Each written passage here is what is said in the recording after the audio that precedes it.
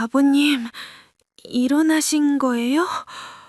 목소리도 시어머니와 남편은 제주도로 여행을 떠났고 저는 하반신이 마비된 시아버지를 돌보기 위해 텅 빈 집에 홀로 남겨졌습니다. 그런데 한밤중 갑자기 시아버지께서 자리에서 일어나시더니 제게 100억 원의 재산을 건네며 충격적인 비밀을 털어놓으셨습니다.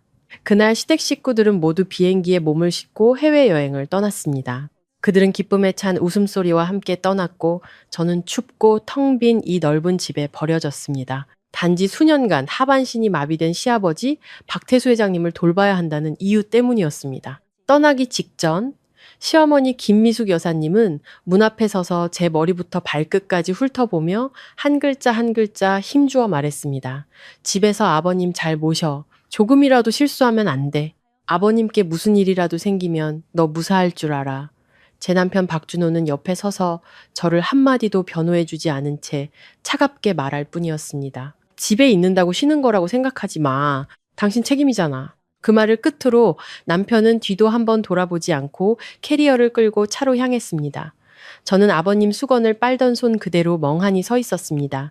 제 목은 꽉 메어왔죠. 아무도 제게 힘들지 않냐고, 괜찮냐고, 도움이 필요하지 않냐고 묻지 않았습니다. 그들에게 저는 마치 그림자 같은 존재, 그들이 하기 싫은 일을 대신하는 존재일 뿐이었습니다. 그날 저녁, 저는 여느 때처럼 아버님의 상처를 소독하고 몸을 닦아드렸습니다. 아버님은 조용히 누워 흐릿한 눈으로 천장만 바라보실 뿐 아무 말씀도 하지 못하셨습니다. 가끔 아주 작은 소리로 끙끙 앓는 소리를 내실 뿐이었죠.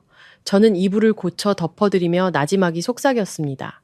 아버님 푹 주무세요. 제가 옆에 있을게요. 아버님께서 제대로 들으셨는지는 모르겠지만 저는 습관처럼 그렇게 말했습니다. 밤은 순식간에 찾아왔고 거대한 집은 무서울 정도로 정적에 휩싸였습니다. 사람 소리도 TV 소리도 없이 오직 인공호흡기의 규칙적인 소음과 문틈으로 새어 들어오는 바람 소리만이 들려왔습니다. 저는 거실 소파에 누워 깊이 잠들지 못하고 아버님께 무슨 일이 생길까봐 쪽잠을 자며 밤을 지새웠습니다.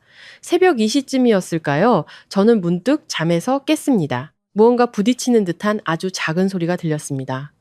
저는 심장이 비정상적으로 빠르게 뛰는 것을 느끼며 벌떡 일어났습니다. 귀를 기울여 보니 소리는 시아버지의 방에서 들려오고 있었습니다. 저는 서둘러 일어나 발이 땅에 닿지 않는 것처럼 방으로 달려갔습니다. 떨리는 손으로 문고리를 잡고 조심스럽게 문을 열었습니다. 그리고 문이 열리는 순간 제 눈앞에 펼쳐진 광경에 저는 그 자리에 얼어붙었습니다. 박태수 아버님께서 침대에 똑바로 앉아 계셨습니다. 지난 몇 년간처럼 누워 계시거나 꼼짝도 못 하시던 모습이 아니었습니다. 허리를 꼿꼿이 세우고 두 손으로 침대 틀을 잡고 두 눈을 크게 뜨고 저를 똑바로 쳐다보고 계셨습니다.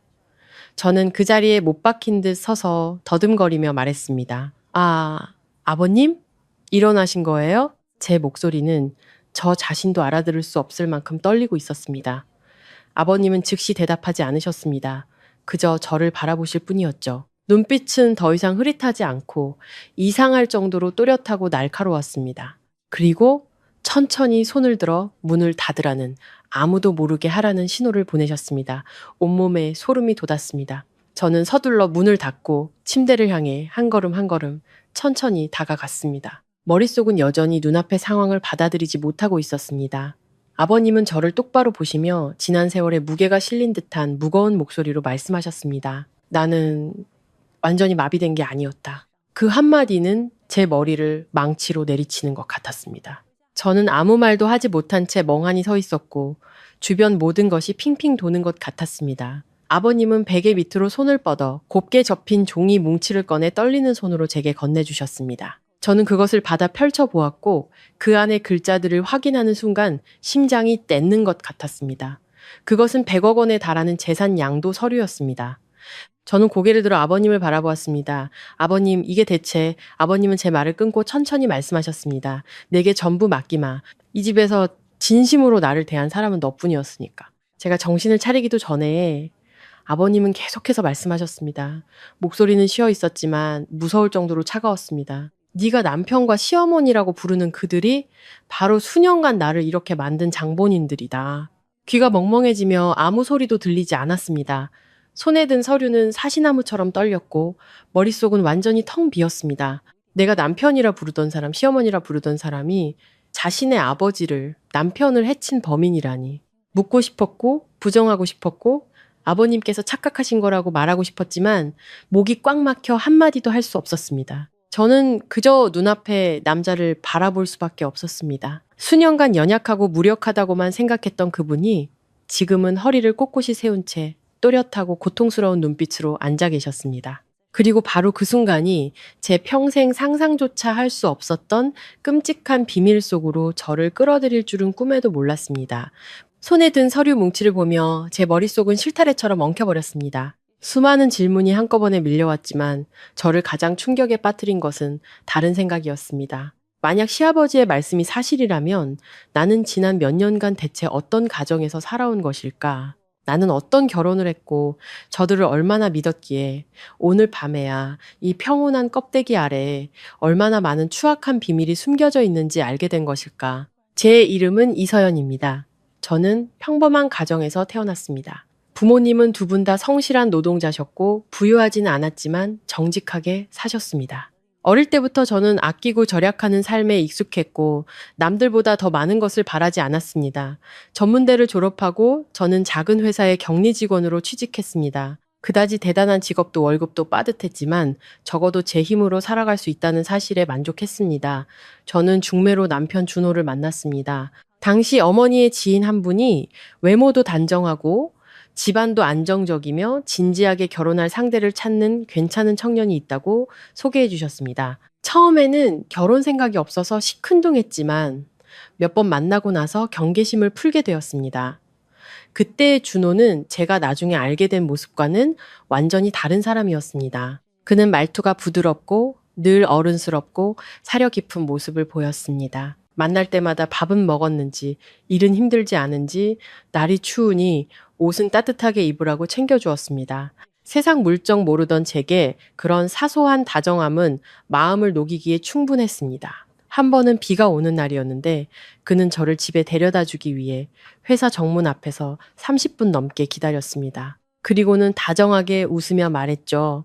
혼자 가다가 넘어질까봐 걱정돼서 바로 그 선량해 보이는 모습에 저는 제대로 된 사람을 만났다고 믿었습니다. 준호가 저를 집에 인사시키러 데려갔을 때 저는 제가 정말 운이 좋다고 생각했습니다. 그의 집은 넓고 훌륭했고 집안의 가구들은 하나같이 고급스러워 보였습니다. 시아버지께서는 그때 이미 뇌졸중으로 쓰러지신 후라 대부분 누워 계시거나 앉아 계셨고 말씀도 거의 없으셨으며 얼굴에는 늘 피곤한 기색이 역력했습니다. 시어머니 김미숙 여사님은 환한 미소로 저를 맞아주셨고 제 손을 잡아 집 안으로 이끄셨습니다.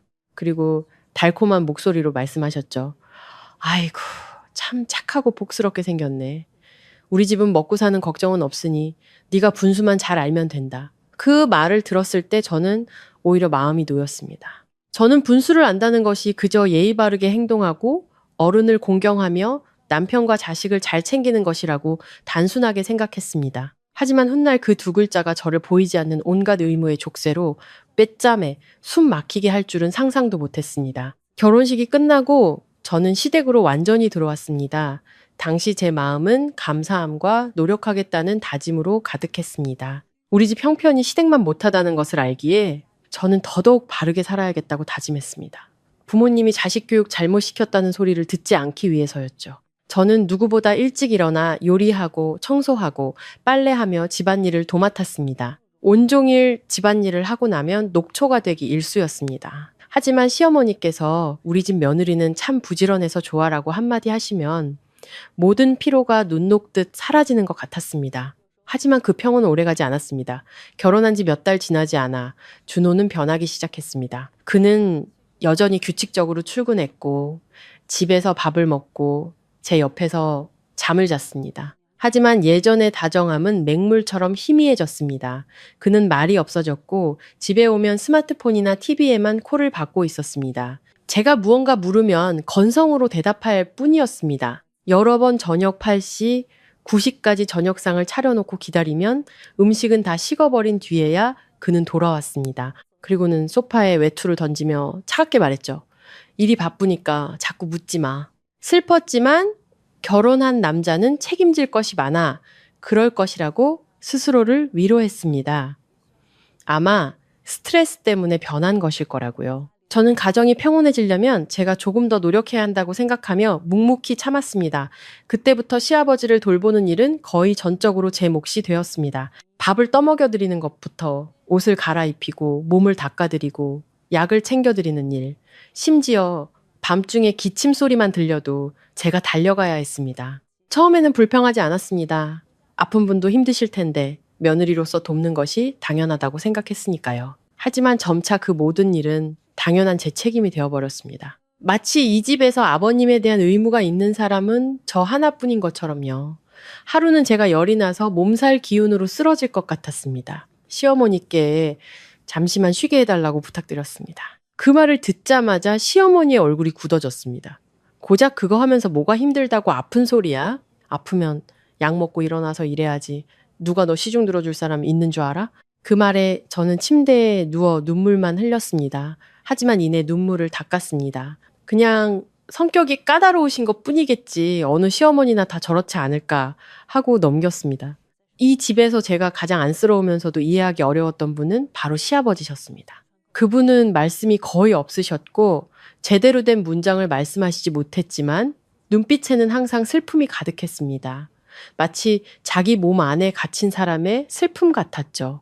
여러 번 제가 죽을 떠먹여 드릴 때 아버님은 저를 뚫어지게 쳐다보시며 무언가 말씀하시려는 듯 입술을 달싹이셨습니다. 한 번은 갑자기 제 손을 아주 꽉 잡으셨는데 너무 세게 잡으셔서 제가 깜짝 놀랄 정도였습니다. 저는 몸을 숙여 여쭈었습니다. 아버님 뭐 필요하세요? 어디 불편하세요? 하지만 아버님은 목구멍으로 끙끙 앓는 소리만 내시더니 무언가 목이 맨 듯 눈시울을 붉히며 고개를 돌려버리셨습니다. 그때 저는 그 의미를 이해하지 못했습니다.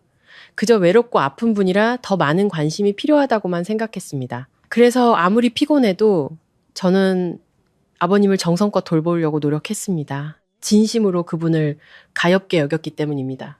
저는 세상은 착하게 살고 남에게 잘해주면 언젠가는 그만큼 돌려받는다고 믿었습니다. 하지만 저는 틀렸습니다. 그때까지도 저는 그저 착하게 살면 모든 것이 좋아질 것이라고 믿었습니다. 하지만 저는 틀렸습니다. 시간이 지날수록 저는 이 집에 무언가 비정상적인 것이 있다는 것을 깨달았습니다. 다만 그때 저는 너무 순진했고 그저 참고 견디면 모든 것이 지나갈 것이라고 스스로를 억지로 믿게 만들었습니다.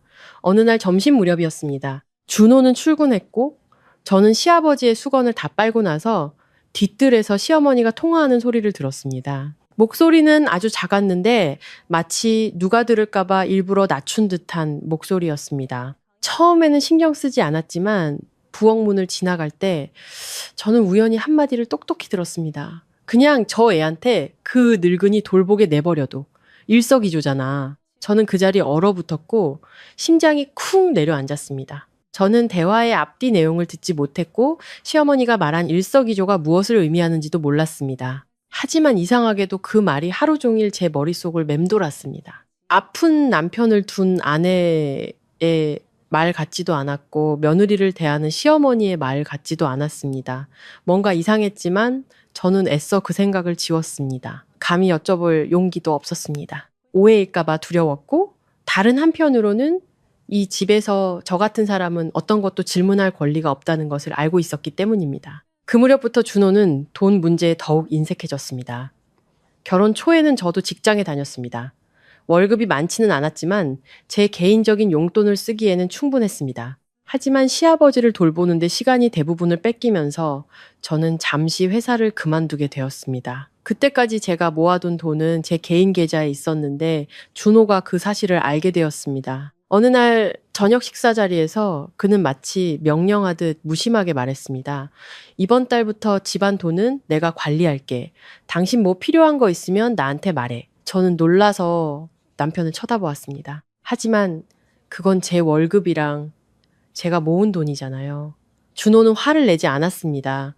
그저 밥그릇을 내려놓고 차가운 눈빛으로 저를 쳐다볼 뿐이었습니다. 집안 돈은 내가 관리해야 해. 여자가 돈을 쥐고 있으면 쓸데없는 일이 생기기 쉬워.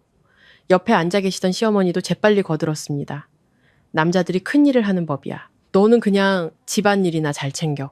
그 말에 저는 목이 메어 더 이상 아무 말도 하지 못했습니다. 그날 이후로 제 예전 월급, 적금, 심지어 부모님이 주신 결혼 축의금까지 준호는 공동관리라는 명목으로 모두 가져갔습니다. 제가 새 옷 한 벌이나 감기약 한 통이라도 사려면 남편에게 먼저 말을 꺼내야 했습니다. 한 번은 여성용품을 사야 했는데 지갑에 2만 원도 없어서 망설이며 남편에게 말했습니다. 준호는 지갑에서 지폐 몇 장을 꺼내주며 퉁명스럽게 말했습니다.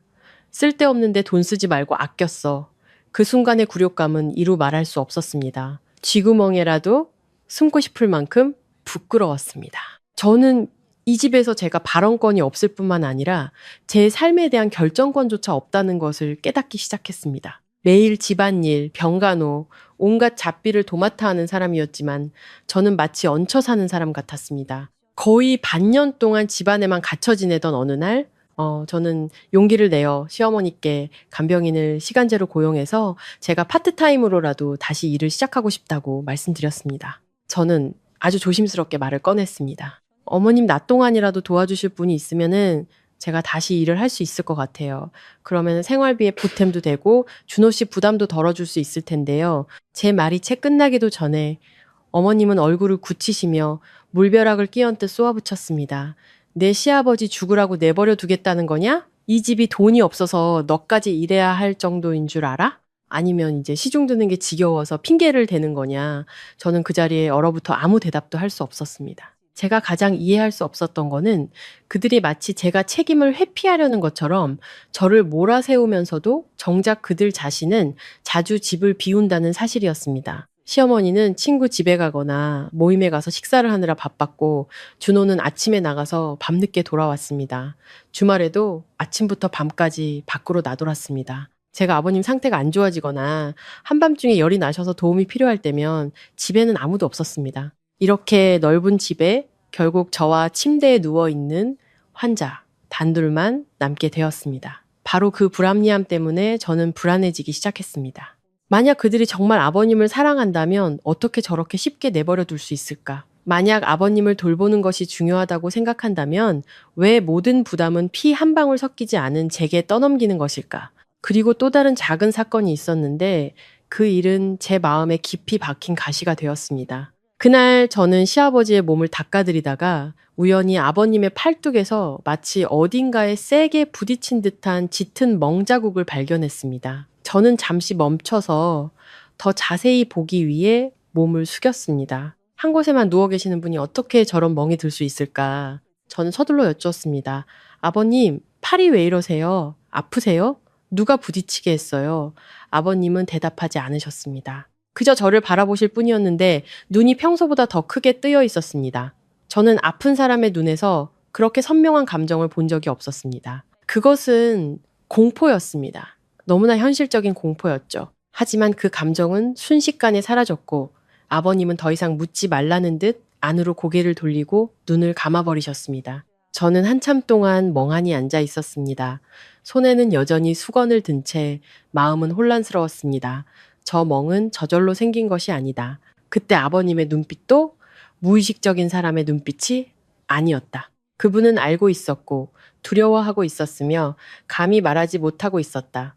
그날 이후 저는 더 주의 깊게 주변을 살피기 시작했습니다. 아무런 증거가 없었기에 섣불리 결론을 내릴 수는 없었습니다. 하지만 주의를 기울일수록 저는 이 집에 이상한 기운이 감돌고 있다는 것을 느꼈습니다. 마치 평범한 일상 아래에서 무언가 조용히 썩어가고 있는 것처럼요.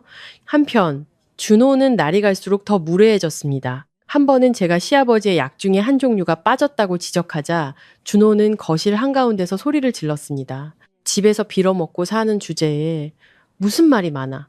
그 말은 제 가슴에 비수를 꽂는 것 같았습니다. 저는 그 자리에 얼어붙어 슬픔과 고통을 느꼈지만 이내 다른 곳으로 고개를 돌려 눈물을 삼켜야 했습니다. 저는 가정을 위해 어떤 결혼이든 어려움은 있는 법이라고 스스로를 다독였습니다.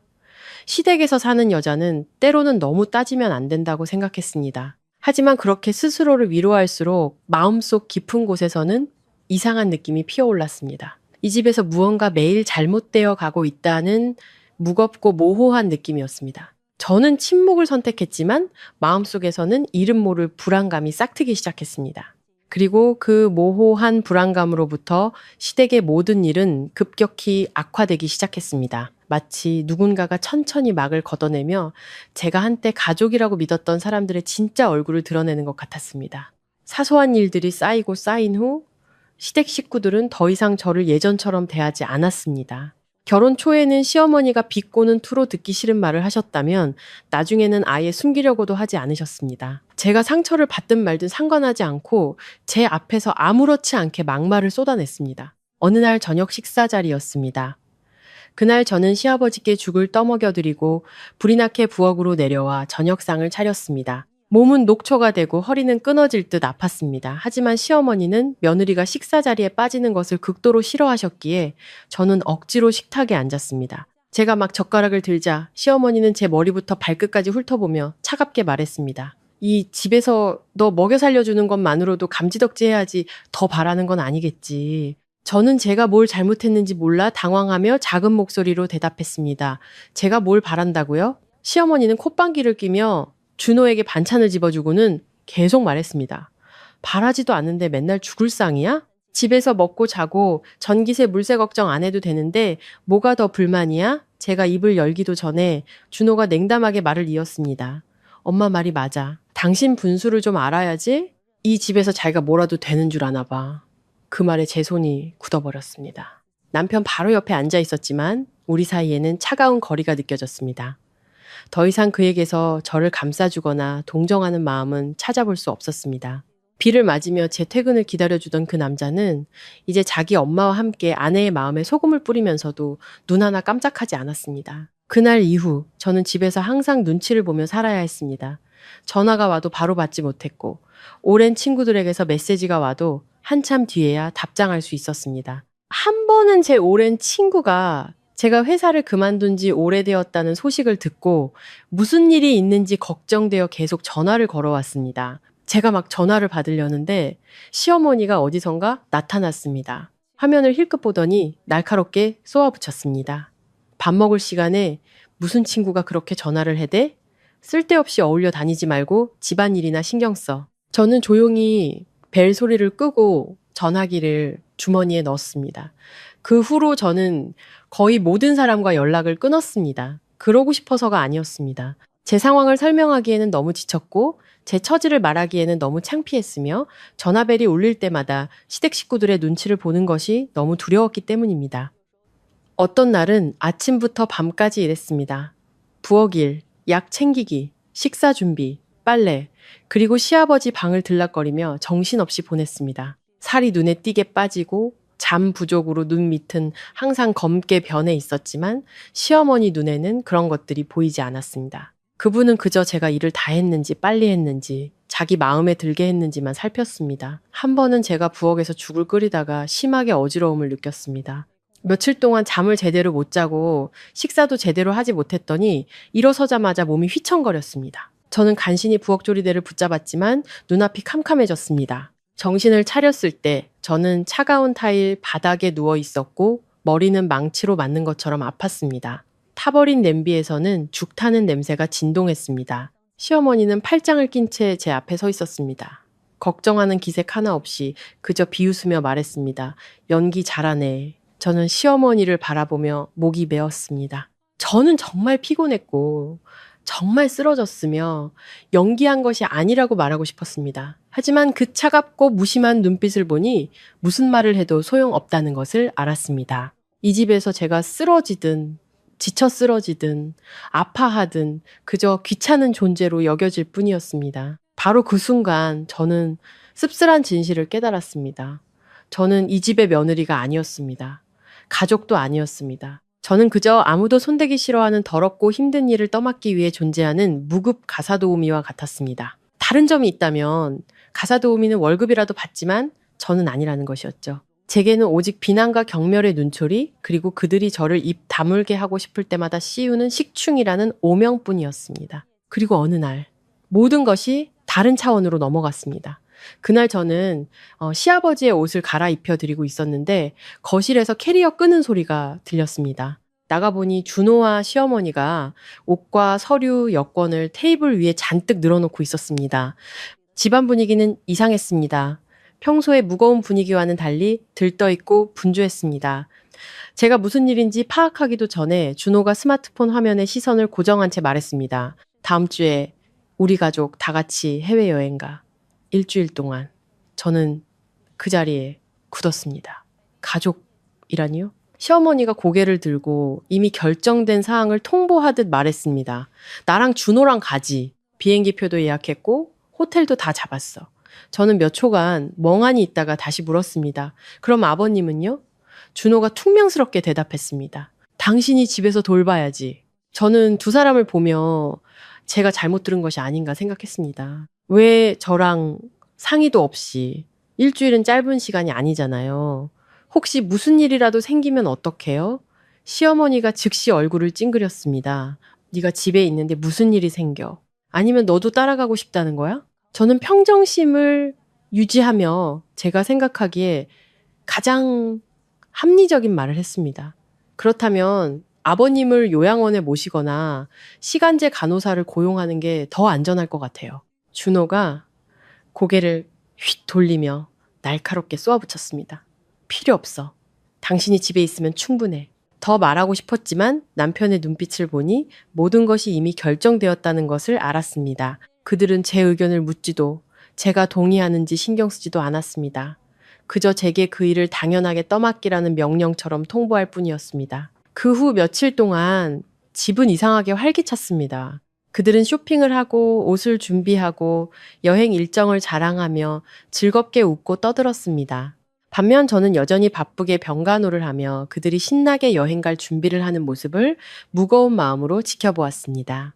그들이 가는 것이 질투나서가 아니었습니다. 제 마음을 아프게 한 것은 그들 눈에 시아버지는 그저 제가 대신 돌봐야 할 거추장스러운 짐짝에 불과하다는 사실이었습니다. 그들이 떠나는 날 문을 나서기 전에 시어머니는 뒤를 돌아 제 얼굴에 대고 한 글자 한 글자 힘주어 말했습니다.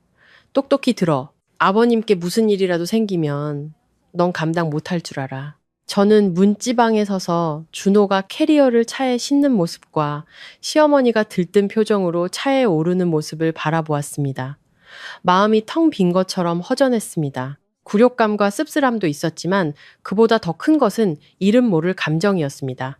마치 온기라고는 조금도 남지 않은 집에 버려진 기분이었습니다. 그리고 바로 그때 제가 뒤돌아 시아버지의 이불을 덮어드리려다 우연히 아버님의 눈과 마주쳤습니다. 그 눈빛은 평소와 달랐습니다. 피곤하거나 공허하지 않았습니다. 그것은 깊고 무언가를 간절히 기다리는 듯한 눈빛이었습니다. 마치 그분이 바로 이 순간을 기다려온 것처럼 저는 그들의 여행이 끔찍한 비밀을 드러낼 기회가 될 줄은 꿈에도 몰랐습니다. 그들의 여행이 끔찍한 비밀이 드러나는 계기가 될 줄은 꿈에도 몰랐습니다. 하지만 그 비밀이 밝혀지기 전 저는 마치 팽팽하게 땡겨진 현처럼 긴장된 며칠을 보내야 했습니다. 다시 생각만 해도 가슴이 조여올 만큼 두려운 날들이었습니다. 시어머니와 준호가 집을 떠나자 집은 더 넓어졌지만 동시에 더 춥고 무서워졌습니다. 모든 집안일이 제 어깨 위로 쏟아졌습니다. 아침에 눈을 뜨자마자 시아버지 방으로 달려가 열이 있는지 숨은 고르게 쉬시는지 확인하고 다시 부엌으로 내려가 죽을 끓이고 약을 타고 옷을 빨고 아버님 몸을 닦아드리고 집을 청소하고 대문을 잠그고 창문을 확인했습니다. 저는 이 큰 집에서 혼자 뱅글뱅글 돌았고 때로는 벽에 기대숨을 헐떡일 만큼 지쳤습니다. 낮에도 그랬지만 밤에는 거의 깊이 잠들지 못했습니다. 거실 소파는 며칠 동안 제 임시 침대가 되었습니다. 잠시 눈을 붙였다가도 깜짝 놀라 일어나 시아버지 방에서 무슨 소리가 들리지 않는지 귀를 기울였습니다. 아버님이 가볍게 기침을 하시거나 조금 세게 몸을 뒤척이기만 해도 저는 벌떡 일어나 달려갔습니다. 정말 걱정이 되어서인지 아니면 제 마음속에 두려움이 싹트기 시작해서인지는 몰랐습니다. 그 감정은 시댁 식구들이 떠난 날부터 스멀스멀 피어오르더니 매일 점점 더 커져갔습니다. 저는 이 집에 뭔가 불길한 일이 기다리고 있는 것 같았지만 그 실체를 잡을 수는 없었습니다. 그리고 셋째 날, 제가 가장 걱정하던 일이 드러나기 시작했습니다. 그날 아침, 저는 평소처럼 시아버지의 약을 시간대별로 나누고 있었습니다. 매일 하던 일이라 약의 종류, 색깔, 용량을 다 외우고 있었습니다. 그런데 약통을 열었을 때 저는 잠시 멈칫했습니다. 아침 약 칸에 있던 흰색 알약 2개가 평소와 달라 보였습니다. 언뜻 보면 비슷했지만 크기가 약간 다르고 색깔도 더 옅었습니다. 저는 미간을 찌푸리고 약 봉지를 들어 자세히 살펴보았습니다. 그리고 약 포장지 가장자리에 인쇄된 글자를 보고 심장이 쿵 내려앉았습니다. 의사가 처방한 약과 종류가 달랐던 것입니다. 저는 서둘러 예전 처방전을 꺼내 대조했습니다. 보면 볼수록 손이 차가워졌습니다.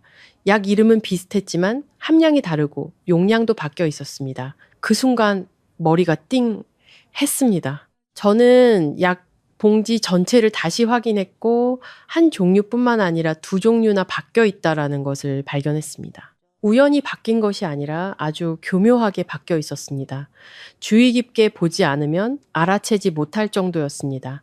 저는 몇 초간 멍하니 앉아 있었습니다. 손에 약봉지를 든 채 심장이 마구 뛰었습니다. 누가, 언제, 왜 바꿨을까? 저는 즉시 준호에게 전화했습니다. 전화벨이 꽤 오래 울린 뒤에야 그가 전화를 받았습니다. 목소리는 아주 즐거운 일을 방해받은 듯 짜증이 가득했습니다. 제가 말을 다 꺼내기도 전에 오빠, 아버님 약이 좀 이상한 것 같아 라고 말하자마자 준호는 소리쳤습니다. 쓸데없는 생각하지 마. 집에서 할 일이 없으니까 별 생각을 다 하는구나. 저는 평정심을 유지하며 더 자세히 설명했습니다. 쓸데없는 생각이 아니야. 처방전이랑 비교해봤는데 용량이 달라. 잘못 먹으면 위험할 것 같아. 준호가 즉시 말을 끊었습니다. 내가 시키는 대로 해. 의사 노릇하지 말고. 그것으로 끝나지 않았습니다. 제가 아직 전화를 들고 있을 때 시어머니에게서도 전화가 걸려왔습니다. 서머니, 준호가 이미 다 말한 것이 틀림없었습니다. 시어머니는 묻지도 따지지도 않고 다짜고짜 소리쳤습니다. 시키는 일이나 제대로 해. 똑똑한 척 하지 말고 집에 며칠 있었다고 모든 걸 다 아는 것처럼 굴어? 의사가 처방한 약을 네가 뭔데 들여다보고 난리야? 저는 입술을 깨물었습니다. 예전에는 그들이 그저 무심하고 차가울 뿐이라고 믿으려 애썼지만 그 순간 제 마음속에는 정말로 뚜렷한 공포가 솟아올랐습니다. 더 이상 모호한 불안감이 아니었습니다. 저는 최악의 상황을 생각하기 시작했습니다. 그들이 일부러 시아버지를 해치려는 것은 아닐까? 그 생각이 스치자마자 저는 소름이 돋았습니다. 너무나 잔인하고 너무나 비상식적인 생각이라 지워버리고 싶었습니다. 세상에 어떤 자식이 자기 아버지를 해치겠습니까? 하지만 그때 시어머니가 무심코 뱉었던 말, 시아버지의 두려움에 찬 눈빛, 그리고 그들이 아버님을 내버려 두고 아무렇지 않게 여행을 떠났던 모습이 떠올랐습니다. 하나하나의 사건들이 퍼즐처럼 맞춰지면서 생각할수록 등골이 오싹해졌습니다. 그날 이후 저는 감히 시아버지께 바로 약을 드리지 못했습니다. 저는 약봉지와 알약 하나하나를 조심스럽게 보관하고 사진을 찍어두고 예전 처방전과 꼼꼼히 대조했습니다. 의심스러운 약은 잠시 중단하고 확실하고 안전한 것만 드렸습니다. 마음은 혼란스러웠지만 겉으로는 아무 일도 없는 것처럼 평범하게 행동해야 했습니다. 그리고 다음날 저녁, 제가 가장 두려워하던 일이 마침내 닥쳤습니다. 그때가 저녁 9시쯤이었을 겁니다. 제가 시아버지께 죽을 반쯤 떠먹여 드렸을 때 아버님의 손이 심하게 떨리는 것을 보았습니다. 처음에는 피곤해서 그러시는 줄 알고 그릇을 내려놓고 쉬게 해드리려고 했습니다. 하지만 불과 몇 초 뒤 아버님의 얼굴이 창백해지고 입술이 파르르 떨리더니 온몸이 뻣뻣하게 굳기 시작했습니다. 제 손에 있던 숟가락이 바닥에 떨어지며 쨍그랑 소리를 냈습니다. 아버님! 아버님! 저는 허둥지둥 달려가 아버님을 부축했습니다. 아버님은 가벼운 경련을 일으키셨지만 원래 몸이 약하신 분이라 그 정도만으로도 저는 혼비백산했습니다. 제 손발은 말을 듣지 않는 것처럼 떨렸지만 예전에 배웠던 응급처치법을 필사적으로 기억해냈습니다. 저는 아버님의 머리를 옆으로 돌리고 옷깃을 느슨하게 하고 몸이 부딪히지 않도록 붙잡았습니다. 그러면서 목이 메어 울음을 터뜨렸습니다. 경련은 그리 오래가지 않았지만 그때 저에게는 1초가 1시간처럼 길게 느껴졌습니다. 아버님이 점차 안정을 되찾으셨을 때 숨은 여전히 가쁘고 약했습니다. 저는 침대 옆에 거의 주저앉다시피 했습니다. 저는 아버님의 어깨를 붙잡고 억눌렀던 눈물을 쏟아냈습니다.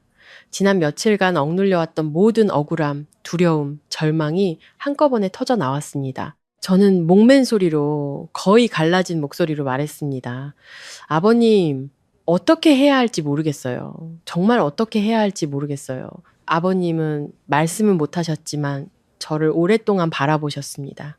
지금까지도 생생하게 기억나는 그 눈빛, 그 안에는 고통과 피로, 그리고 가슴 저미는 감사함이 담겨 있었습니다. 마치 이 집에서 처음으로 누군가가 진심으로 자신의 생사를 걱정해주고 있다는 것을 느끼신 것처럼, 그리고 아버님의 손이 천천히 올라와 제 손을 잡았습니다.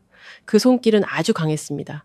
아픈 사람의 힘이라고는 믿기지 않을 만큼 강했죠. 제가 고개를 들어 아버님을 보니 아버님의 눈시울이 붉어져 있었습니다. 아버님은 바로 손을 놓지 않으시고 오랫동안 그렇게 잡고 계셨습니다. 마치 머릿속에서 아주 중요한 결정을 두고 갈등하고 계시는 것처럼. 그날 밤 저는 거의 뜬 눈으로 밤을 새웠습니다. 저는 거실에 앉아 시아버지의 방문에서 눈을 떼지 못했습니다. 마음속에 이상한 예감이 들었습니다. 아주 무겁고 아주 뚜렷한 예감. 마치 오늘 밤이 지나면 무언가 완전히 달라질 것 같다는 느낌이었습니다. 그리고 한밤중 집이 짙은 침묵에 잠겨 있을 때 저는 문득 아버님 방에서 소리가 나는 것을 들었습니다. 바로 그 순간 저는 더 이상 참고 견디는 사람이 아닌 되돌릴 수 없는 싸움에 뛰어들게 되었습니다.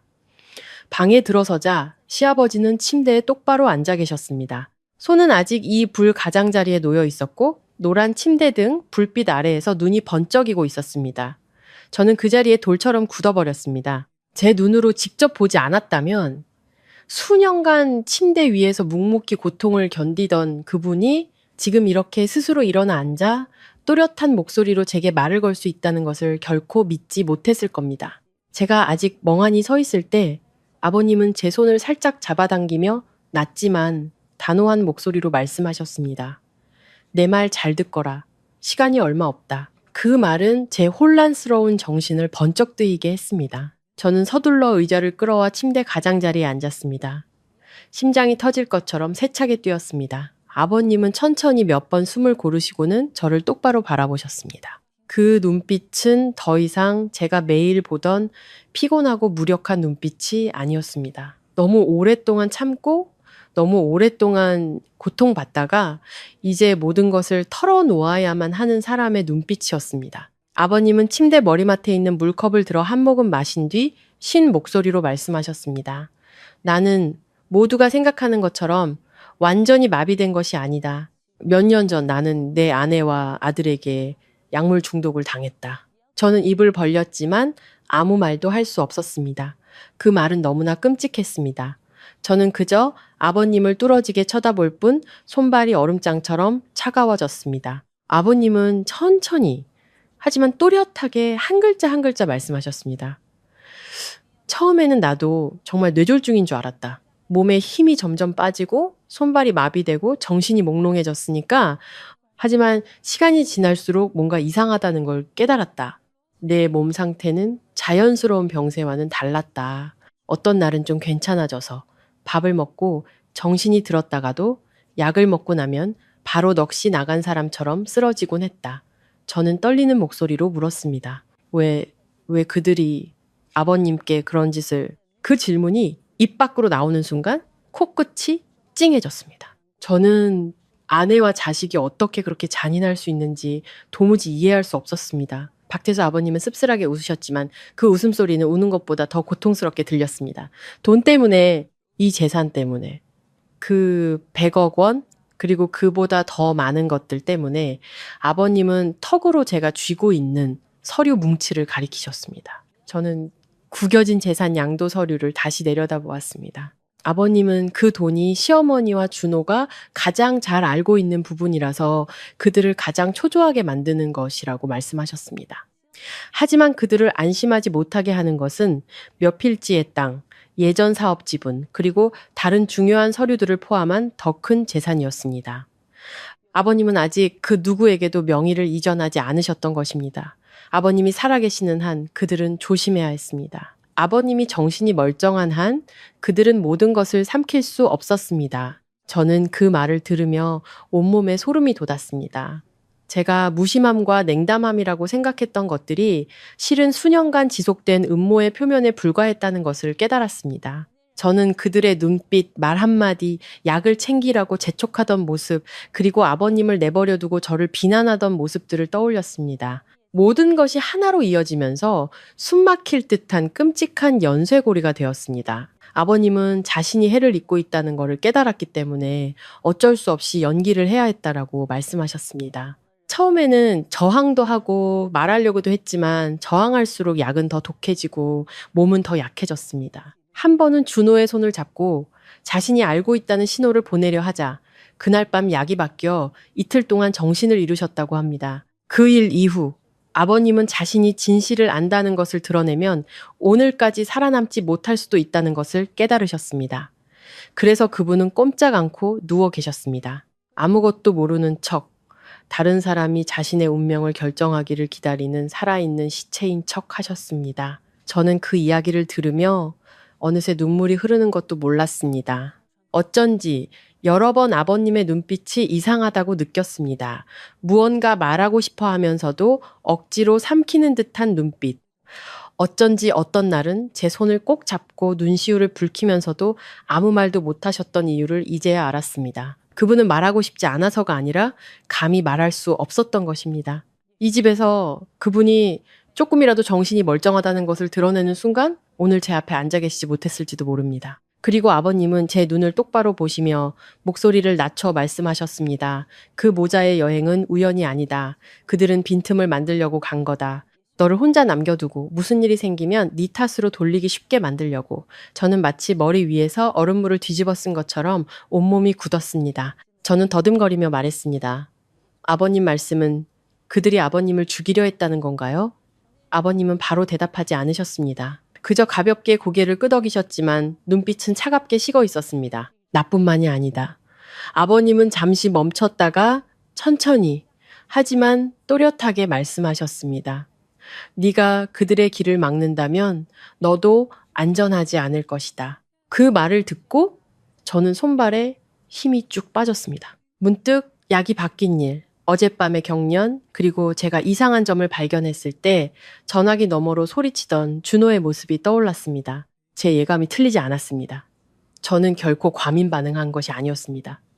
저는 사람의 목숨이 빛처럼 계산되는 집에 살고 있었습니다. 제가 아직 정신을 차리지 못하고 있을 때 박태수 아버님은 천천히 몸을 숙여 매트리스 틈새로 손을 뻗어 작은 검은색 USB를 꺼내셨습니다. 아버님은 그것을 제 손바닥에 올려놓으며 아주 작은 목소리로 말씀하셨습니다. 이 안에 증거가 있다.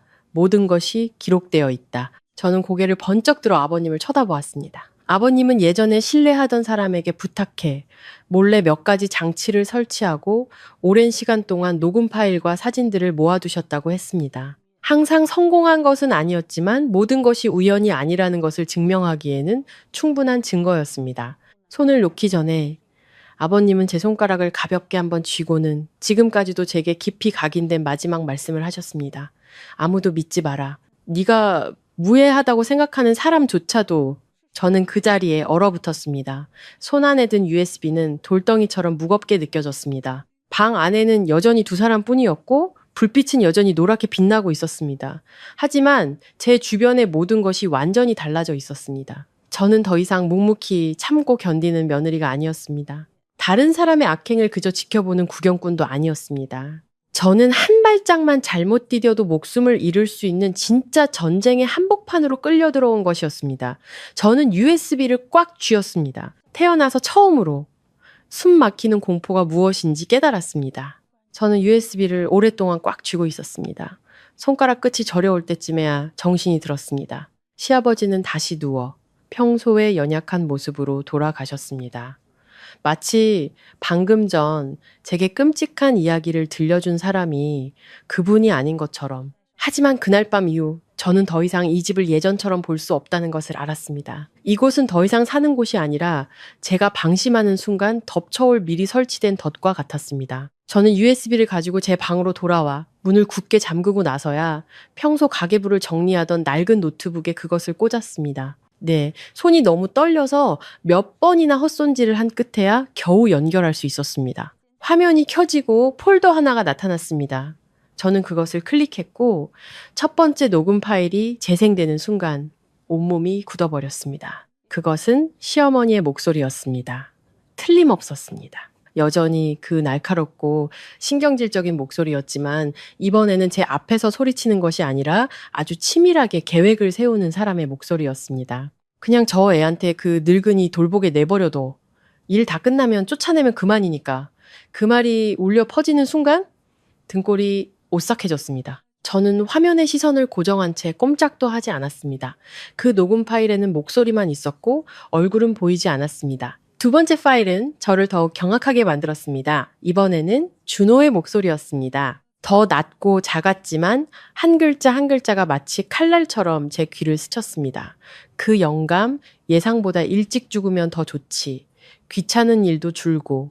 그 말을 듣고 책상 위에 놓인 제 손이 사시나무처럼 떨렸습니다. 남편의 냉담함에 상처받고 시어머니의 경멸에 슬퍼한 적은 있었지만 그 모든 것은 지금 이 순간의 감정에 비하면 아무것도 아니었습니다. 제가 평생을 함께하기로 약속했던 남자, 세상 사람들이 효자라고 부르던 그가 마치 날씨 이야기를 하듯 무심한 목소리로 자신의 친아버지에 대해 그런 말을 할 수 있다니 제가 얼마나 그렇게 앉아 있었는지 모르겠습니다. 들으면 들을수록 심장은 더 세차게 뛰었고 등에서는 식은땀이 흘렀습니다. 다음 파일들에는 문이 삐걱거리는 소리, 시어머니와 준호가 복도에서 속삭이는 희미한 영상도 있었습니다. 재산, 서류, 약에 대해 이야기하는 것이었습니다. 모든 것이 명확하지는 않았지만 모든 조각을 맞춰보니 결론은 단 하나였습니다. 그들은 이 일을 아주 오래전부터 준비해왔습니다. 충동적인 생각이 아니라 치밀한 계획이었습니다. 제가 충격에 빠져 있을 때 갑자기 책상 위 전화기가 울려 깜짝 놀랐습니다. 화면에는 남편이라는 두 글자가 떠 있었습니다. 일반 전화가 아닌 영상 통화였습니다. 심장이 쿵 내려앉았습니다. 저는 몇 초간 화면을 뚫어지게 쳐다보았습니다. 손은 얼음장처럼 차가웠습니다. 마침내 저는 심호흡을 하고 전화를 받았습니다. 화면에 준호의 얼굴이 나타났습니다. 그의 뒤로는 고급 호텔의 노란 조명이 보였습니다.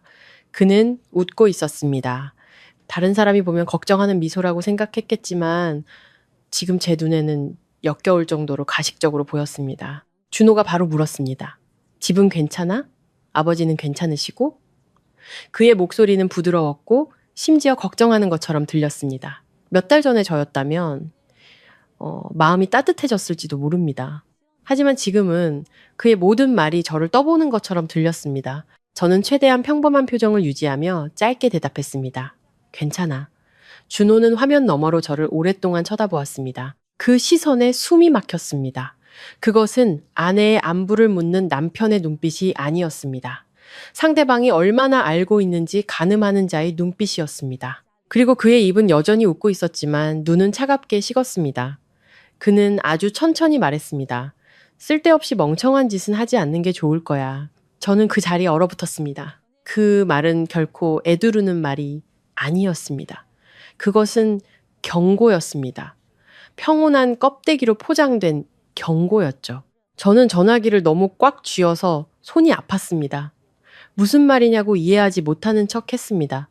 준호는 아주 살짝 비웃었습니다. 아니, 그냥 남들이 우리 집안일에 함부로 끼어드는 게 싫어서. 그 말을 끝으로 그는 먼저 전화를 끊었습니다. 화면은 검게 변했지만 저는 한참 동안 그대로 앉아 있었습니다. 마치 누군가 차가운 칼날을 제 목에 겨눈 것 같은 느낌이었습니다. 그날 밤 저는 더욱 조심했습니다. 저는 현관문, 창문, 뒷문을 다시 확인하고 집 안을 한 바퀴 둘러본 뒤에야 시아버지 방으로 들어갔습니다. 부엌을 지나갈 때 문득 무언가 이상하다는 것을 느꼈습니다. 분명히 잠갔던 뒷문이 지금은 아주 살짝 열려 있었습니다. 넓지는 않았지만 바람이 들어와 얇은 커튼이 어둠 속에서 살랑거릴 정도였습니다. 저는 부엌 한가운데서 얼어붙었습니다. 심장이 마구 뛰었습니다. 저는 분명히 오늘 오후에 직접 문을 잠그고 확실히 하기 위해 한번 당겨보기까지 했습니다. 저절로 열릴 리가 없었습니다. 저는 천천히 다가가 문 근처 바닥 타일을 자세히 보니 희미한 흙 자국이 있었습니다. 아주 옅었지만 누군가 지나갔다는 것을 알기에는 충분했습니다. 온몸에 소름이 돋았습니다. 제가 이 집에 혼자 있다고 생각했을 때 누군가 들어왔거나 적어도 들어오려고 시도했다는 것입니다. 저는 즉시 약장으로 달려가 확인했습니다. 맨 윗칸은 그대로였지만 반창고 상자들 뒤쪽 구석에 제가 본 적 없는 작은 갈색 약병이 하나 더 있었습니다. 원래 있던 자리가 아니었고 제가 며칠 동안 사용하던 종류도 아니었습니다. 저는 그것을 들어 라벨을 읽었고 심장이 바닥으로 곤두박질 치는 것 같았습니다. 영양제도, 해열제도 아니었습니다. 강한 신경 안정제였습니다. 저는 집에 이런 약이 있었던 기억이 없었습니다. 그 순간 저는 더 이상 의심하지 않았습니다. 그들은 멀리서 계획을 준비해왔던 것입니다. 그들은 이곳에 없지만 그들의 손길은 이 집 구석구석에 뻗어 있었습니다. 예전 가사 도우미일 수도 있고 아는 의사일 수도 있고 그들 편에 선 누구든 될 수 있었습니다.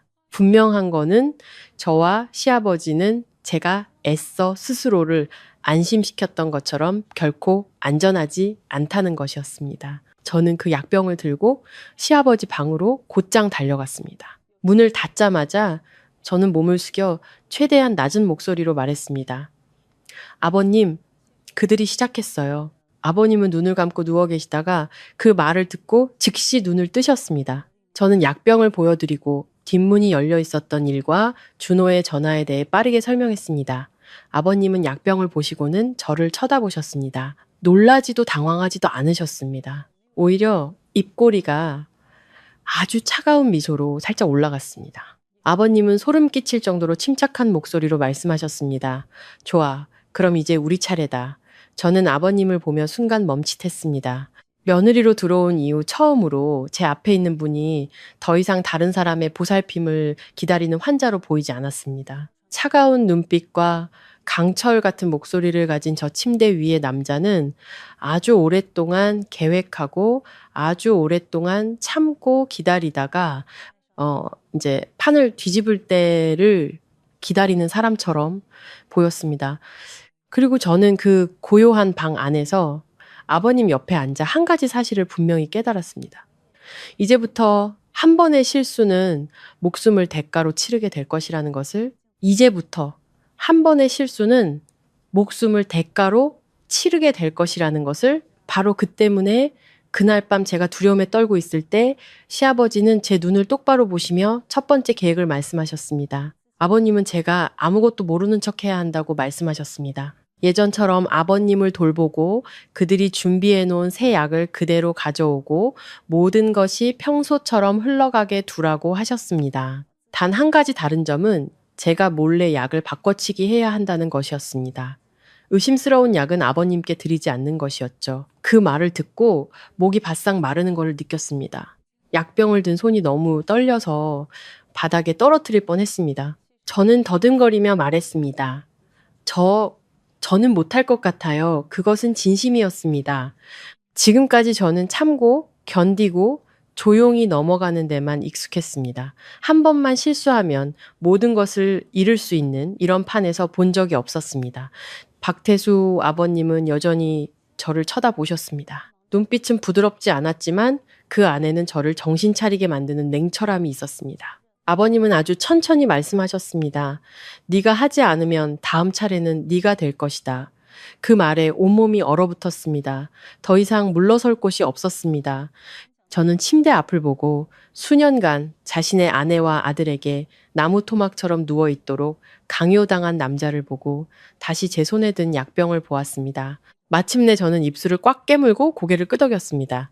바로 다음날 아침 저는 아버님이 시키신 대로 행동하기 시작했습니다. 겉으로는 아무것도 변하지 않았습니다. 저는 여전히 약을 꺼내 시간대별로 나누고 쟁반 위에 올려놓았습니다.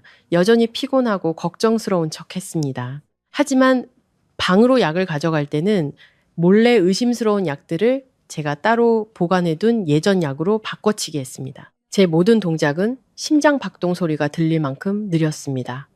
조금이라도 다른 눈빛이나 행동을 보이면 바로 발각될 수 있었습니다. 그날 하루는 팽팽한 긴장감 속에서 지나갔습니다. 저는 감히 크게 숨쉬지도 문을 열어두지도 시아버지 방을 오래 비우지도 못했습니다. 전화벨이 울릴 때마다 깜짝 놀랐고 밖에서 소리가 날 때마다 누군가 돌아온 것 같았습니다. 저는 항상 감시당하며 사는 것이 어떤 것인지 깨닫기 시작했습니다. 비록 저를 노려보는 사람의 얼굴은 보이지 않았지만요. 다음 날 밤, 그 두려움은 현실이 되었습니다. 그때가 자정을 넘긴 시간이었을 겁니다. 저는 더 이상 거실 소파에서 자지 않고 시아버지 방으로 이어지는 복도 쪽으로 소파를 더 가까이 옮겼습니다. 집안의 등은 길을 볼 수 있을 정도로 아주 작은 노란 불빛 하나만 남겨두었습니다. 저는 담요를 덮고 자는 척 눈을 감았지만 사실 아주 작은 소리에도 정신이 번쩍 들 만큼 깨어 있었습니다. 그리고 아주 희미한 소리를 들었습니다. 숨죽여 듣지 않았다면 놓쳤을 만큼 작은 소리였습니다. 뒷문이 닫히는 소리, 심장이 쿵 내려앉았고 등에서는 식은땀이 흘렀습니다. 저는 꼼짝도 하지 않고 아주 작은 틈으로 눈을 떴습니다. 복도 끝에서 검은 그림자가 아주 빠르게 스쳐 지나갔습니다. 그 사람은 발소리를 죽이며 걸었고 분명 평범한 도둑이 아니었습니다. 이 집의 구조를 아주 잘 아는 사람이었습니다. 그 그림자는 시아버지 방문 앞에서 잠시 멈췄다가 조용히 문을 열고 안으로 들어갔습니다. 저는 소파에 뻣뻣하게 누워 심장이 터질 것 같았습니다. 벌떡 일어나 달려들고 싶었지만 시아버지의 경고가 떠올랐습니다. 소란 피우지 마라. 우리가 모른다고 생각하게 둬야 한다. 그래서 저는 담요 아래에서 두 손을 꽉 쥔 채 계속 누워 있었습니다. 방문은 아주 살짝 열렸다가 닫혔습니다. 안에서는 아무 소리도 들리지 않았습니다. 그 침묵이 더 무서웠습니다. 그 사람이 뭘 하는지, 얼마나 오래 있는지, 아버님께 손을 댔는지 알 수 없었습니다. 1초가 영원처럼 느껴졌습니다. 그리고 몇 분 후 문이 열리고 그 그림자가 밖으로 나와 복도를 따라 빠르게 걸어 부엌 쪽으로 사라졌습니다. 잠시 후 다시 문이 닫히는 희미한 소리가 들렸습니다. 모든 소리가 사라지고 나서야 저는 감이 벌떡 일어났습니다. 다리에 힘이 풀렸지만 억지로 시아버지 방으로 달려갔습니다. 아버님은 눈을 감고 잠든 것처럼 조용히 누워 계셨습니다. 저는 서둘러 문을 닫고 침대 옆으로 다가가 떨리는 목소리로 말했습니다. 아버님 괜찮으세요? 아버님은 거의 즉시 눈을 뜨셨습니다. 아버님의 눈빛은 또렷했지만 얼음장처럼 차가웠습니다. 아버님은 그저 가볍게 고개를 저으시고는 제게 조용히 하라는 신호를 보내셨습니다. 저는 감히 더 묻지 못했습니다. 새벽이 되어서야 더 이상 아무도 돌아오지 않을 것이라고 확신했을 때 아버님은 눈을 완전히 뜨고 아주 작은 목소리로 말씀하셨습니다.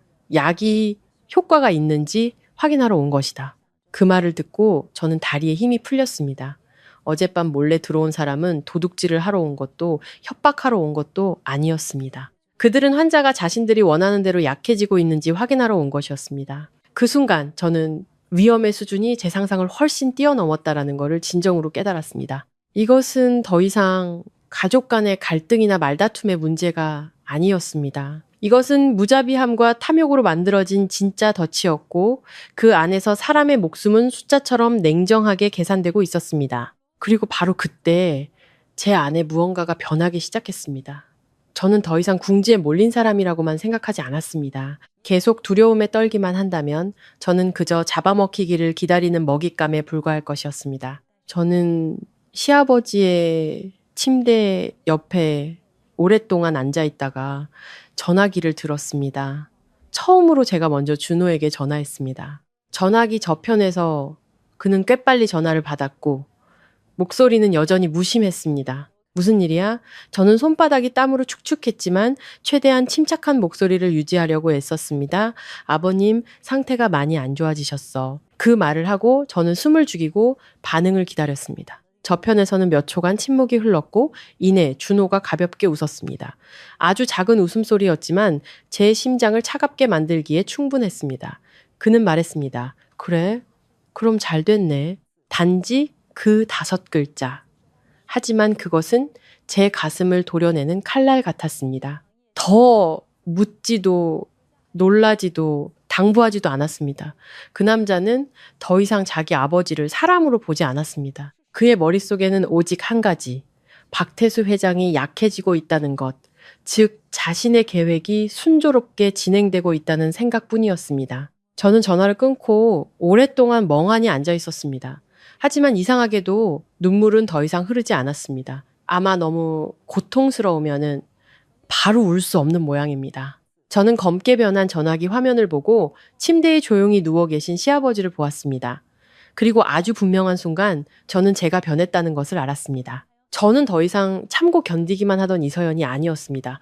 그 순간부터 저는 연기하기 시작했습니다. 제가 여전히 순종적인 며느리, 여전히 연약한 여자, 여전히 부엌일과 약 챙기는 것밖에 모르는 사람이라고 그들에게 보여주기 위해서였습니다. 저는 그저 연기하는 척 하는 것이라고 생각했지만 놀랍게도 바로 그 연기가 그들의 본 모습을 더 빨리 드러나게 만들었습니다. 그저 연기하는 척 하는 것이라고 생각했지만 놀랍게도 바로 그 연기가 그들의 본 모습을 더 빨리 드러나게 만들었습니다. 그 통화 이후 준호는 이상할 정도로 자주 전화를 걸어오기 시작했습니다. 예전에는 하루 종일 문자 한 통 없던 그가 이제는 아침, 점심, 저녁으로 전화를 걸었습니다. 때로는 직설적으로, 때로는 제가 눈치챌까봐 두려운 듯 애둘러 물었습니다. 전화를 받을 때마다 저는 피곤하고 혼란스러운 중병에 걸린 사람을 혼자 돌보는 여자의 목소리를 유지해야 한다고 스스로에게 되뇌었습니다. 한 번은 준호가 전화를 받자마자 바로 물었습니다.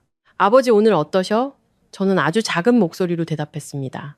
여전히 안 좋으셔. 어제보다 식사도 더 못하시고 전화기 저편에서는 아주 짧은 침묵이 흘렀고 이내 그가 다시 물었습니다. 열은? 무슨 말씀은 안 하시고 저는 혐오감을 억누르며 그들이 듣고 싶어 하는 대로 대답했습니다. 아버님 너무 힘들어하셔. 거의 눈도 못 뜨고 계셔.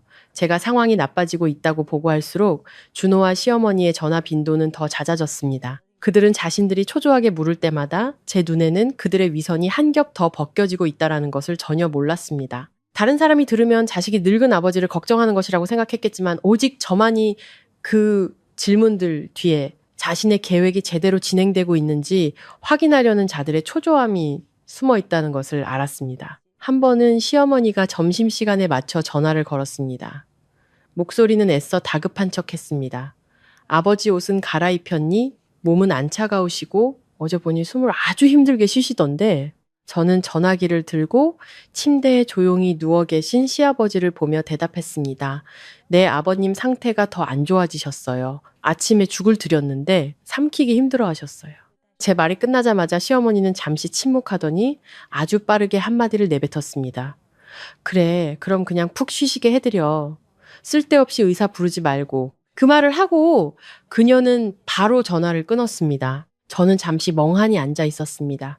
마음이 더욱 차가워졌습니다. 진심으로 남편을 걱정하는 아내라면 남편의 상태가 나빠졌다는 소리를 들으면 허둥지둥 의사를 찾아야 정상입니다. 하지만 그녀가 가장 먼저 걱정한 것은 제가 다른 사람을 부르지 않는 것이었습니다. 그날 오후 시아버지께서 주무실 때 저는 다시 노트북을 켜고 USB에 남은 폴더들을 열었습니다. 지난번에는 처음 몇 개 파일만 간신히 듣고 닫았지만 이제는 더 이상 두려워만 할 수 없다는 것을 알았습니다.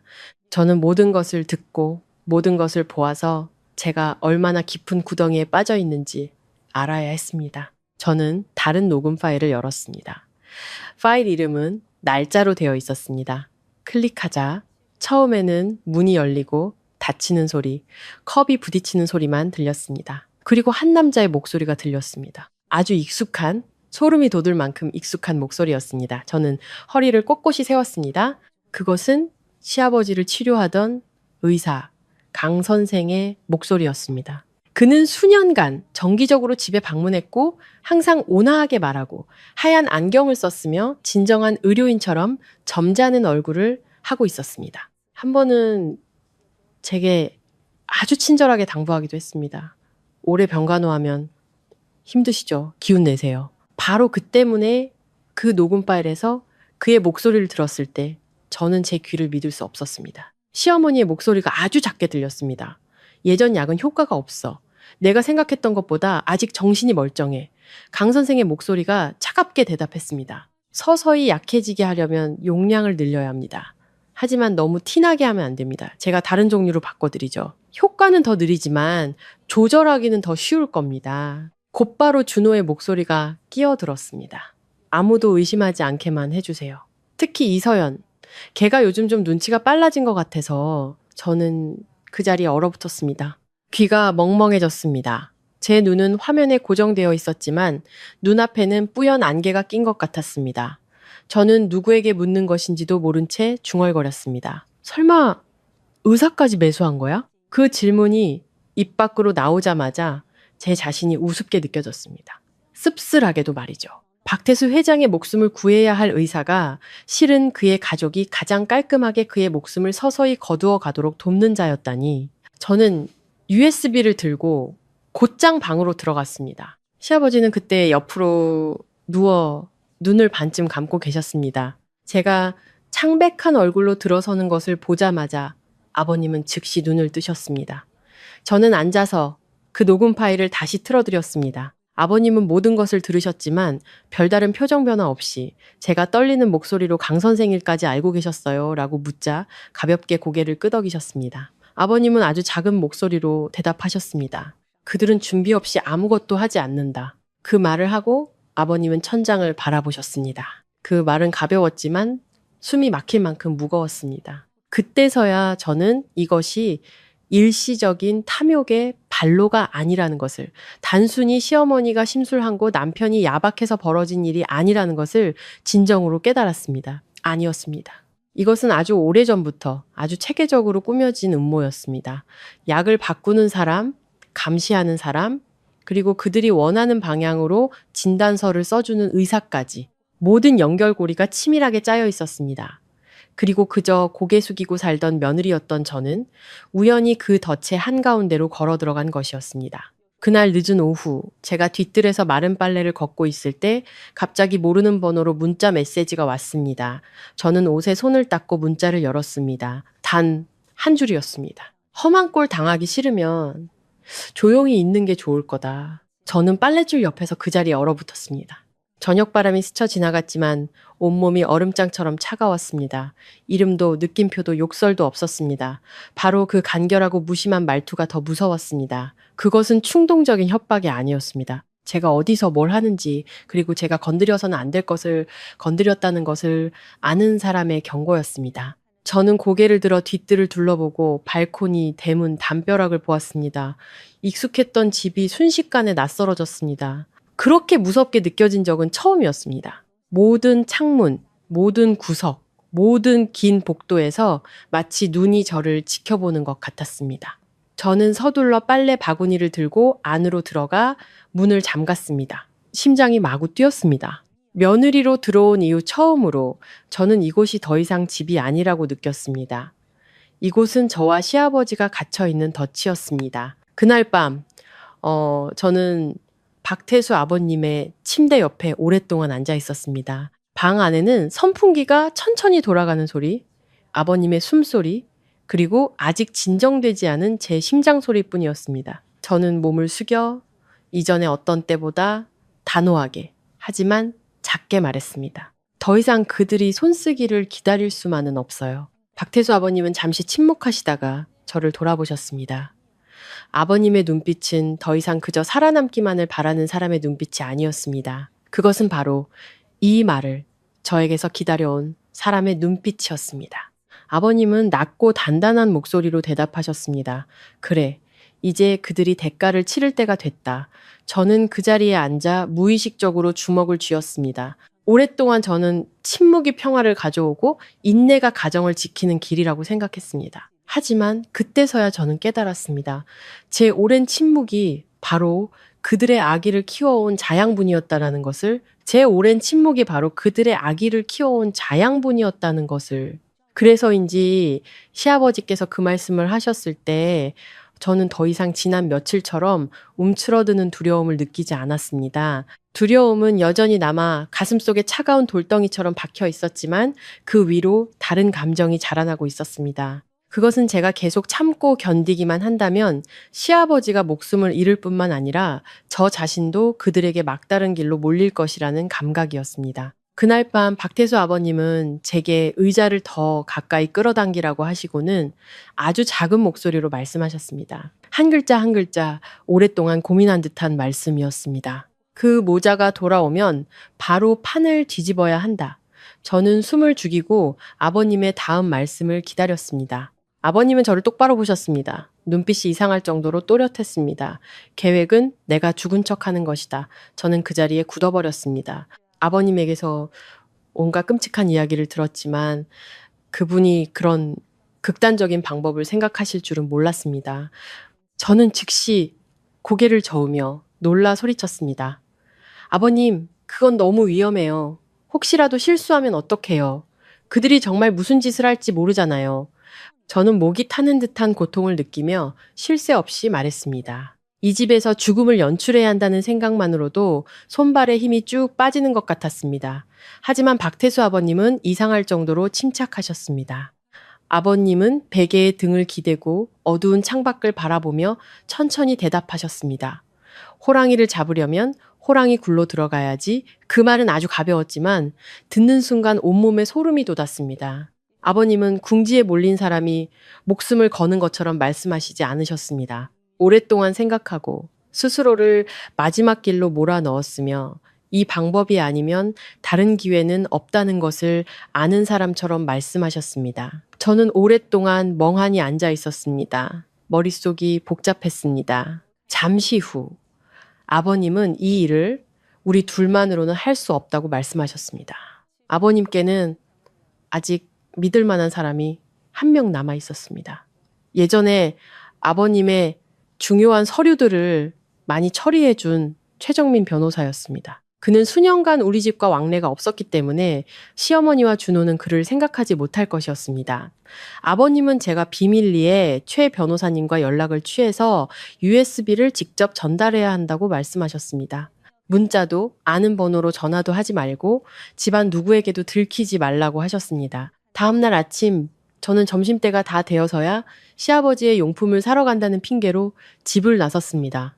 나가기 전에 아버님 방을 꼼짝 못하게 잠그고 평소처럼 이불을 정리한 뒤에야 가방을 들고 밖으로 나섰습니다. USB는 가방 안감에 숨겼고 최 변호사님의 전화번호는 아버님께서 머리맡 낡은 사진 뒤에 숨겨두셨던 낡은 종이 쪽지에서 읽어주셨습니다. 저는 집에서 바로 전화하지 않고 꽤 멀리 걸어간 뒤에야 길가의 한 가게에 멈춰서서 제 전화기 배터리가 다 됐다는 핑계로 가게 주인에게 전화를 빌렸습니다. 전화기 저편에서는 처음에는 제가 이름을 말하는 거를 조용히 듣고만 있었습니다. 하지만 제가 박태수 회장님을 언급하고 그분의 목숨과 관련된 아주 급한 일이라고 말하자 그 남자의 목소리가 즉시 달라졌습니다. 그는 짧게 말했습니다. 오늘 오후 3시 트런 PH 우거리 끝에 있는 카페로 혼자 오세요. 오후 3시 정각 저는 그 카페에 도착했습니다. 가는 내내 심장이 세차게 뛰었습니다. 카페 구석에 앉아있던 남자는 회색 셔츠를 입고 있었고 머리는 희끗희끗했으며 표정은 엄했지만 눈빛은 아주 날카로웠습니다. 그는 애두르지 않고 제가 USB를 꺼낼 때까지 조용히 기다렸습니다. 저는 떨리는 손으로 그것을 그에게 밀었습니다. 그는 가져온 태블릿 PC에 그것을 꽂고 아주 천천히 거의 표정 변화 없이 파일들을 확인했습니다. 강 선생과 시어머니가 약을 바꾸는 이야기를 나누는 녹음 파일을 다 듣고 나서야 그는 기기를 닫고 고개를 들어 저를 쳐다보았습니다. 그가 한 첫 마디는 이것이었습니다. 끝까지 가지 않으면 당신에게 돌아갈 길은 없을 겁니다. 그 말을 듣고 마음이 무겁게 가라앉았습니다. 그의 말이 맞았습니다. 이 지경에 이른 이상 저는 더 이상 무관한 사람이 아니었습니다. 제가 모든 것을 듣고 보고 증거를 쥐고 있다는 것을 그들이 알게 되면 그들은 저를 가만두지 않을 것이었습니다. 저는 두 손을 꽉 쥐고 앉아 있었습니다. 입술이 바싹 말랐습니다. 최 변호사님은 저를 잠시 보다가 목소리를 낮췄습니다. 하지만 끝까지 가면 이길 가능성은 있습니다. 바로 그 카페에서 우리 세 사람은 정확히는 최 변호사님과 제 입을 통해 시아버지께서 계획을 세우기 시작했습니다. 모든 것은 신속하고 비밀스럽고 절대 실수가 없어야 했습니다. 우선 갑작스러워서 의심받기 쉬운 죽음이 아니라 오랜 병세에 따른 쇠약사처럼 충분히 자연스러운 죽음을 연출해야 했습니다. 저는 계속해서 준호와 시어머니에게 아버님 상태가 점점 나빠지고 식사도 못하시고 숨쉬기도 힘들어 하신다고 보고할 것이었습니다. 때가 무르익으면 저는 위급하다는 소식을 전해 그들이 허둥지둥 돌아오게 만들 것이었습니다. 온 가족이 모였을 때 시아버지는 숨이 넘어갈 듯이 조용히 누워 계실 것이었습니다. 그들이 방심할수록 그들의 본색은 더 잘 드러날 것이었습니다. 그리고 바로 그때 이 집에서 그들 면전에서 모든 증거가 공개될 것이었습니다. 그들이 변명하거나 부인할 틈도 주지 않고 최 변호사님은 적시에 나타나 증거사본, 박태수 회장님께서 미리 준비해 두신 서류들, 그리고 필요하다면 지원 인력과 함께 나타날 것이었습니다.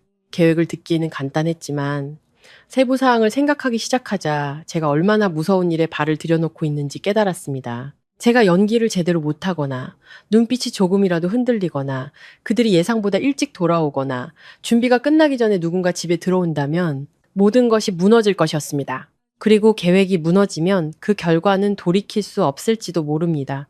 그 후 며칠 동안 저는 두려움에 떨면서도 스스로를 강하게 만들어야 하는 상태로 살았습니다. 저는 걱정에 쉰 목소리로 말하는 법, 넉나간 표정, 그리고 준호가 전화로 물을 때 머뭇거리며 대답하는 법을 거울 앞에서 연습했습니다. 때로는 거울 속의 제 모습을 보며 낯설게 느껴졌습니다.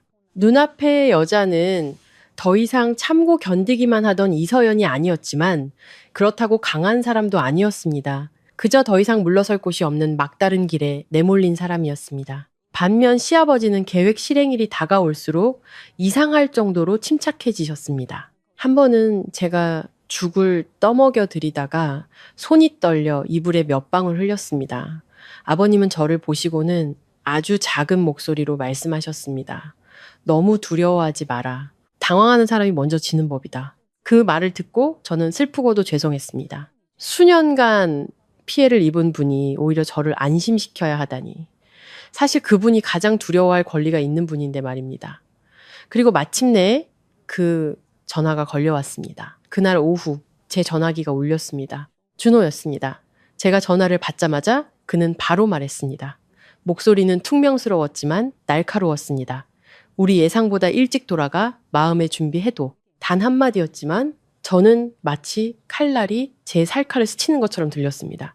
안부도 당황하는 기색도 없이 마치 중병에 걸린 아버지를 만나러 돌아오는 것이 아니라 미처 끝내지 못한 일을 확인하러 돌아오는 사람 같은 통보였습니다. 저는 전화기를 든 채 천천히 시아버지를 돌아보았습니다. 아버님은 조용히 누워 계셨지만 제 눈과 마주치자 아무 말 없이 가볍게 고개를 끄덕이셨습니다. 그 고갯짓만으로도 저는 모든 것을 이해했습니다. 때가 온 것이었습니다. 저는 심호흡을 했습니다. 태어나서 처음으로 저는 참고 견디기 위해서가 아니라 모든 것을 끝내기 위해 제 발로 전쟁에 뛰어들었습니다. 태어나서 처음으로 저는 참고 견디기 위해서가 아니라 모든 것을 끝내기 위해 제 발로 전쟁에 뛰어들었습니다. 그날 밤 저는 거의 눈을 붙이지 못했습니다.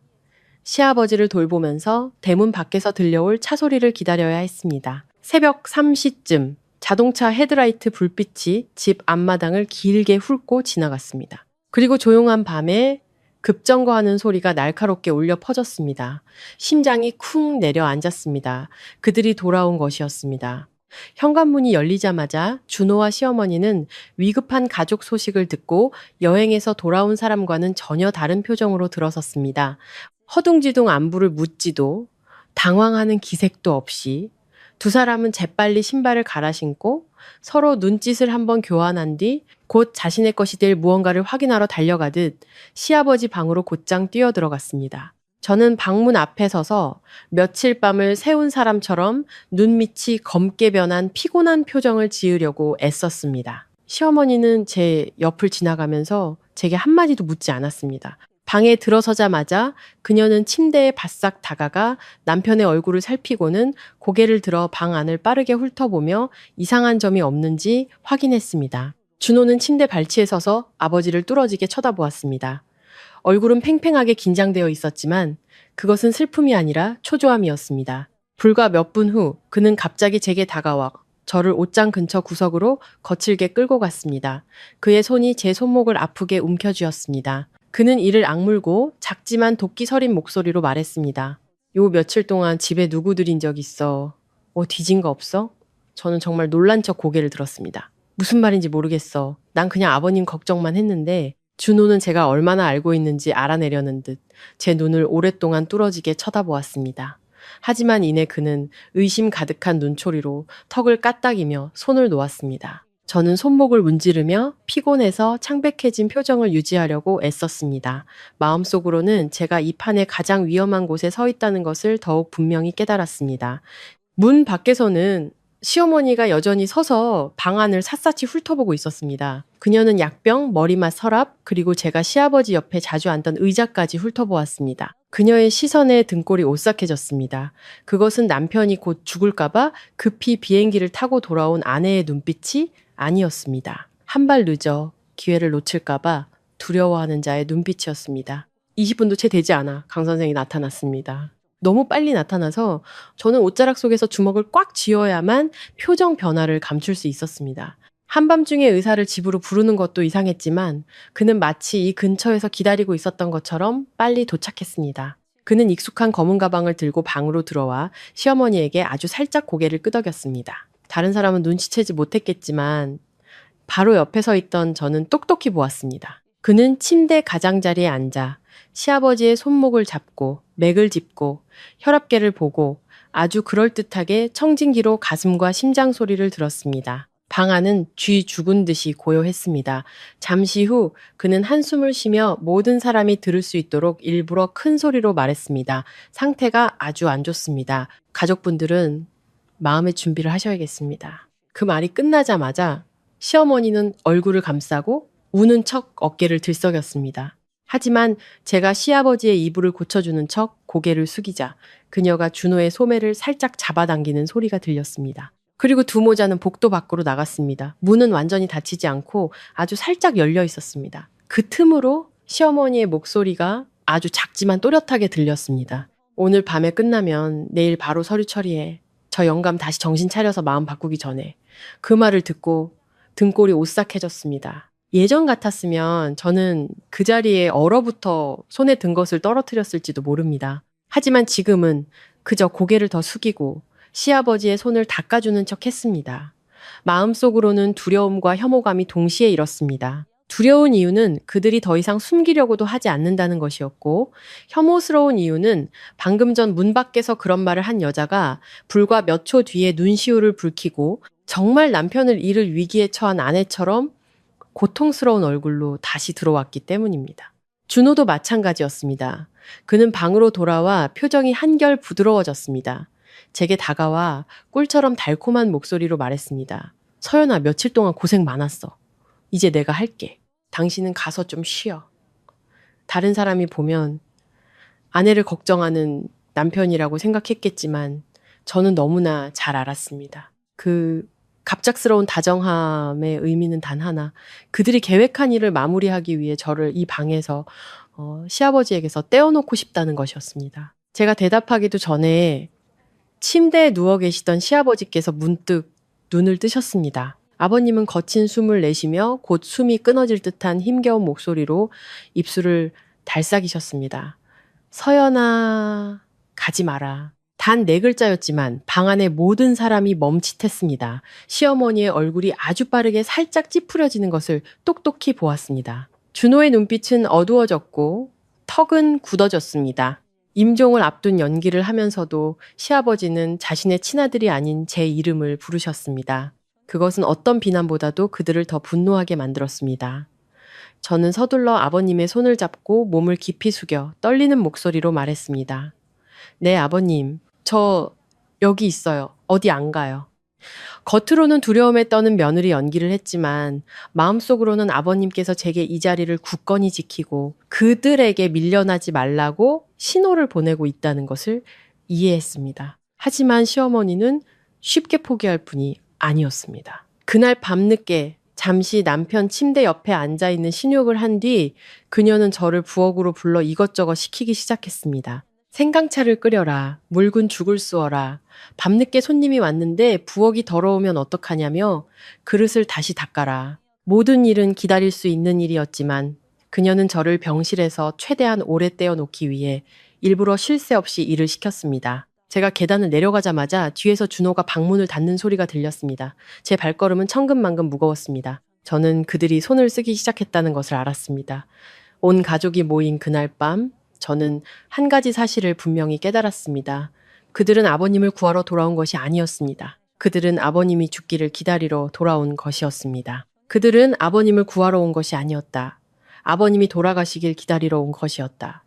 시어머니가 시킨 묽은 죽을 끓이는 내내 그 생각이 머릿속을 맴돌았다. 나는 국자를 들고 냄비 안에서 끓어오르는 죽을 보면서도 귀는 위층에서 들려오는 아주 작은 소리에도 곤두서 있었다.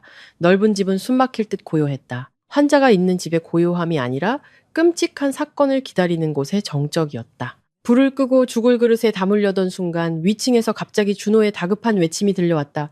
엄마! 서연아! 아버지 발작하셔! 빨리 의사 불러!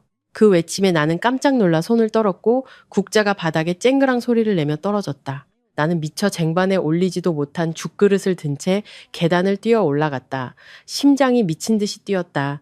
방문을 박차고 들어서자 시아버지는 침대에 미동도 없이 누워 계셨다. 얼굴은 창백했고 눈은 감겨 있었다. 머리맡에 심박 측정기는 몇 번 요란하게 울리더니 이내 느려졌다. 그 삐삐삐 하고 끊어지는 소리에 다리에 힘이 풀렸다.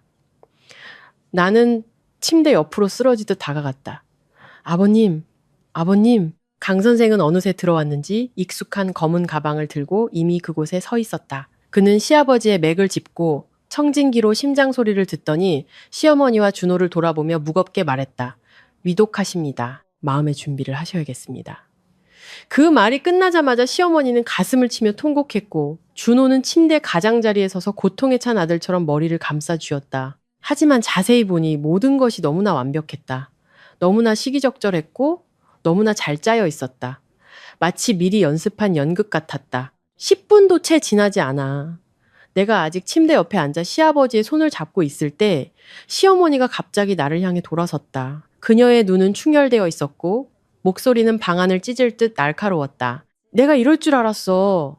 저게 아버님을 돌보기 시작한 날부터 이 집에 우환이 끊이질 않았어. 내가 무슨 말인지 알아채기도 전에 준호는 책상 옆 쓰레기통에서 낯선 약봉지를 꺼내 내 발 앞에 세게 내던졌다. 그는 분노에 찬 가짜 목소리로 으르렁거렸다. 이게 뭐야? 당신이 아버지께 이 약을 드린 거야? 나는 고개를 숙여 그것을 보았다. 머리를 세게 얻어맞은 것 같았다. 그것은 내가 시아버지께 드린 약이 아니었다. 약 봉지는 새 것이었지만 마치 누군가 일부러 몇 알 꺼낸 것처럼 뒷면이 뜯겨 있었다. 나는 한눈에 이것이 조작된 상황이라는 것을 깨달았다. 가짜 약, 가짜 증거, 가짜 현장. 그들은 모든 것을 준비해 놓고 바로 이 순간을 기다려 내 얼굴에 던진 것이었다.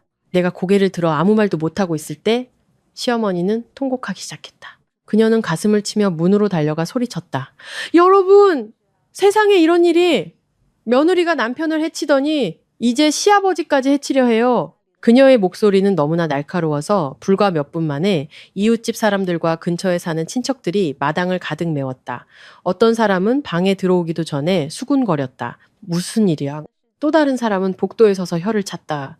저 애 인상이 음침한 게 불안하더라니. 순식간에 병실은 시장 바닥으로 변했다. 사람들이 들락거리고 슬리퍼 끄는 소리, 수군거리는 소리, 한숨 소리, 감탄사 소리가 뒤섞였다. 모든 시선이 마치 현행범으로 체포된 범죄자를 보듯 내게 쏠렸다. 나는 침대 옆에 앉아 시아버지의 손을 잡고 있었지만 손바닥은 얼음장처럼 차가웠다. 비난이 두려워서가 아니었다. 그들이 원하는 것이 무엇인지 그 끝을 보았기 때문이었다. 준호가 갑자기 달려들어 내 어깨를 거칠게 흔들었다. 머리가 핑 돌았다. 그는 울먹이는 목소리로 소리쳤다. 내가 당신을 얼마나 믿었는데 당신이 이렇게 악독한 사람일 줄은 몰랐어. 그 말을 다른 사람이 들었다면 정말 가슴 아픈 말이었을 것이다. 하지만 그때 내게는 그저 역겨워서 헛웃음이 나올 뿐이었다. 나는 고개를 들어 준호의 얼굴을 똑바로 쳐다보았다. 처음으로 피하지 않았다. 내 목소리는 쉬어 있었지만 한 글자 한 글자는 또렷했다. 연기 참 잘하네. 그 얼굴로 착한 사람인 척하지 그랬어.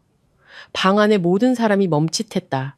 아마 내가 그 순간 그런 말을 할 줄은 아무도 예상하지 못했을 것이다. 준호 역시 잠시 멈칫했다. 하지만 단 1초뿐이었다. 곧바로 그는 내 뺨을 세차게 내리쳤다. 손바닥이 뺨에 부딪히는 소리가 너무나 커서 귀가 멍멍해지고 눈앞이 캄캄해졌다. 나는 비틀거리며 옆으로 쓰러졌고 입술 끝이 타는 듯 아팠다. 손을 대보니 손가락 끝에 피가 묻어 나왔다. 시어머니는 즉시 불에 기름을 부었다. 내 얼굴을 가리키며 소리쳤다. 경찰 불러! 이런 건 감옥에 쳐넣어야 해. 저걸 이 집에 1분이라도 더 두면 집안이 망할 거야. 그 말을 들은 사람들은 더욱 수군거렸다. 한 친척 아주는 끼어들기까지 했다. 아픈 사람한테 아무 약이나 먹인 건 살인이나 마찬가지지. 나는 모든 것을 들었지만 이상하게도 마음은 차갑게 식어 있었다.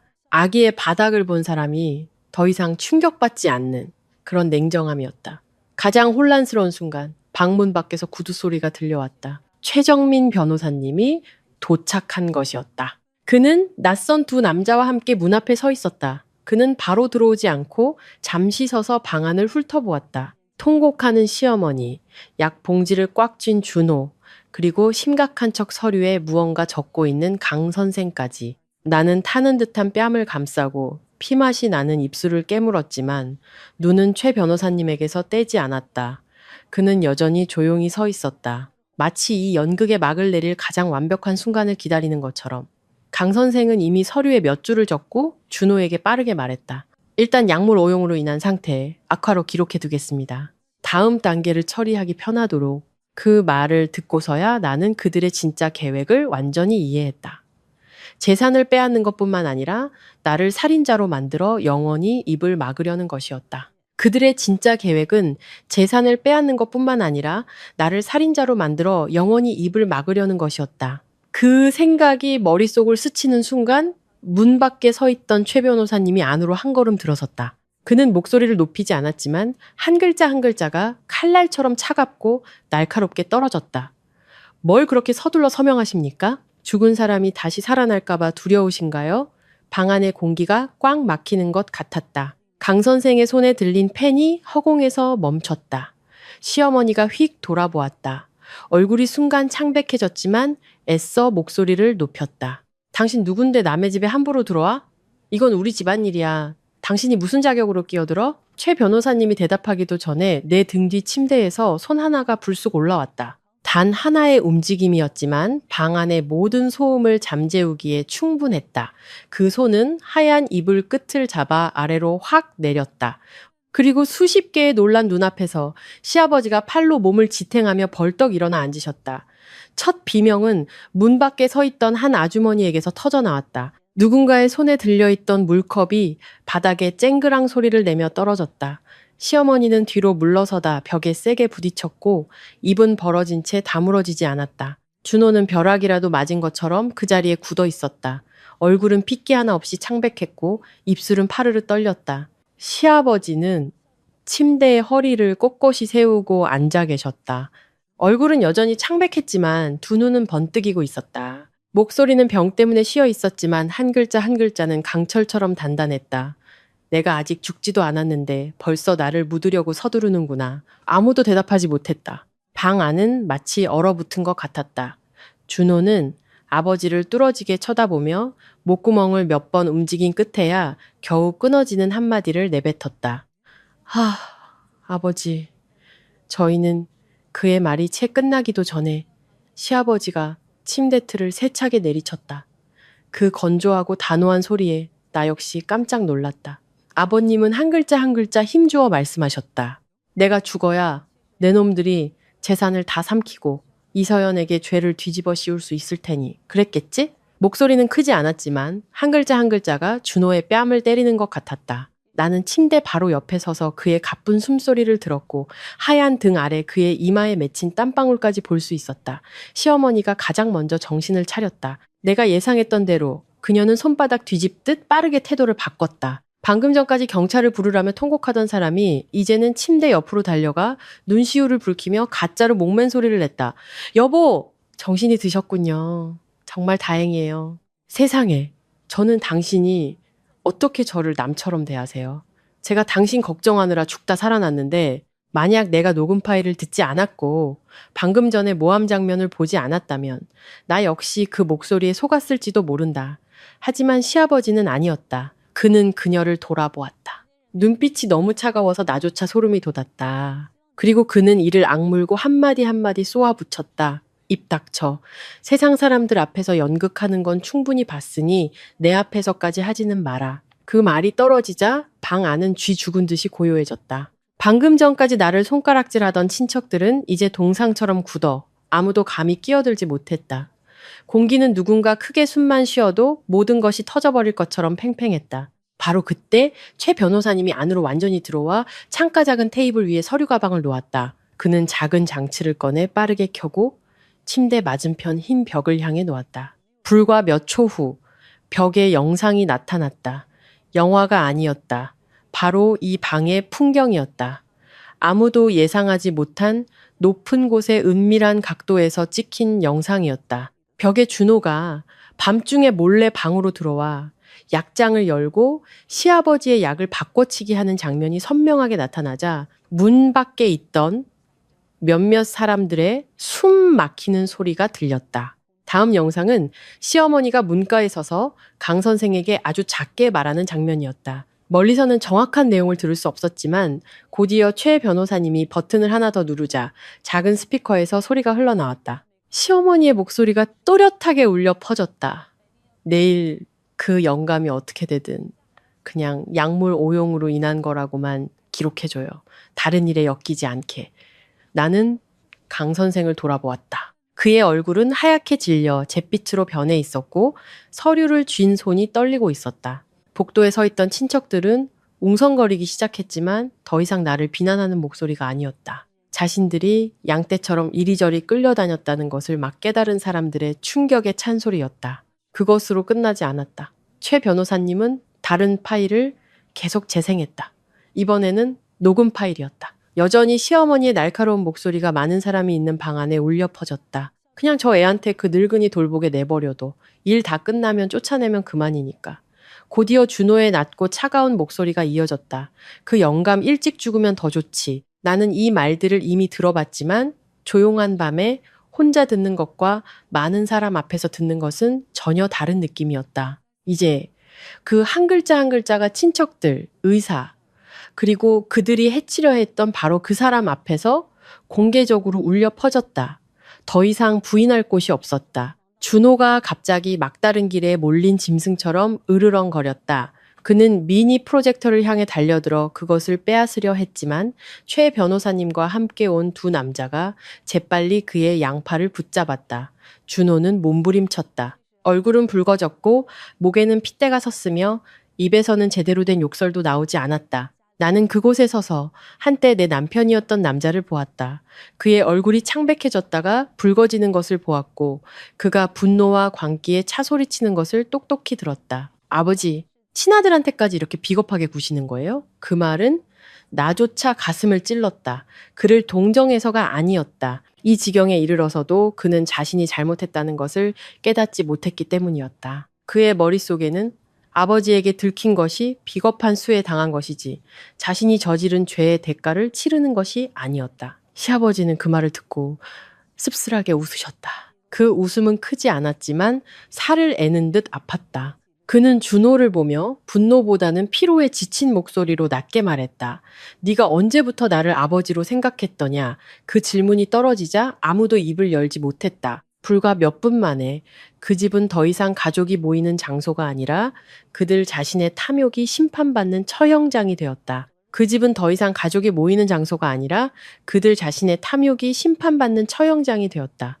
나는 모든 것이 거기서 끝이라고 생각했다. 증거도 있었고 당사자들도 있었다. 시어머니, 준호, 그리고 강 선생의 가면은 이미 많은 사람 앞에서 벗겨졌다.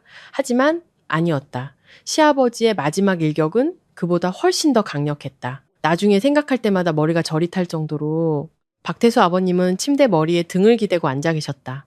숨은 약간 가빴지만 눈은 여전히 번뜩이고 있었다. 아버님은 고개를 기울여 최 변호사님을 보시고는 낮지만 단호하게 말씀하셨다. 그 검은 가방을 여시오. 최 변호사님은 고개를 끄덕이고 테이블 위에 가방을 놓고 아주 천천히 잠금을 푼 뒤 깔끔하게 정리된 두꺼운 서류 뭉치를 꺼냈다. 모든 서류에는 붉은 공증 도장이 찍혀 있었다. 나는 그것을 보고 심장이 다시 세차게 뛰었다.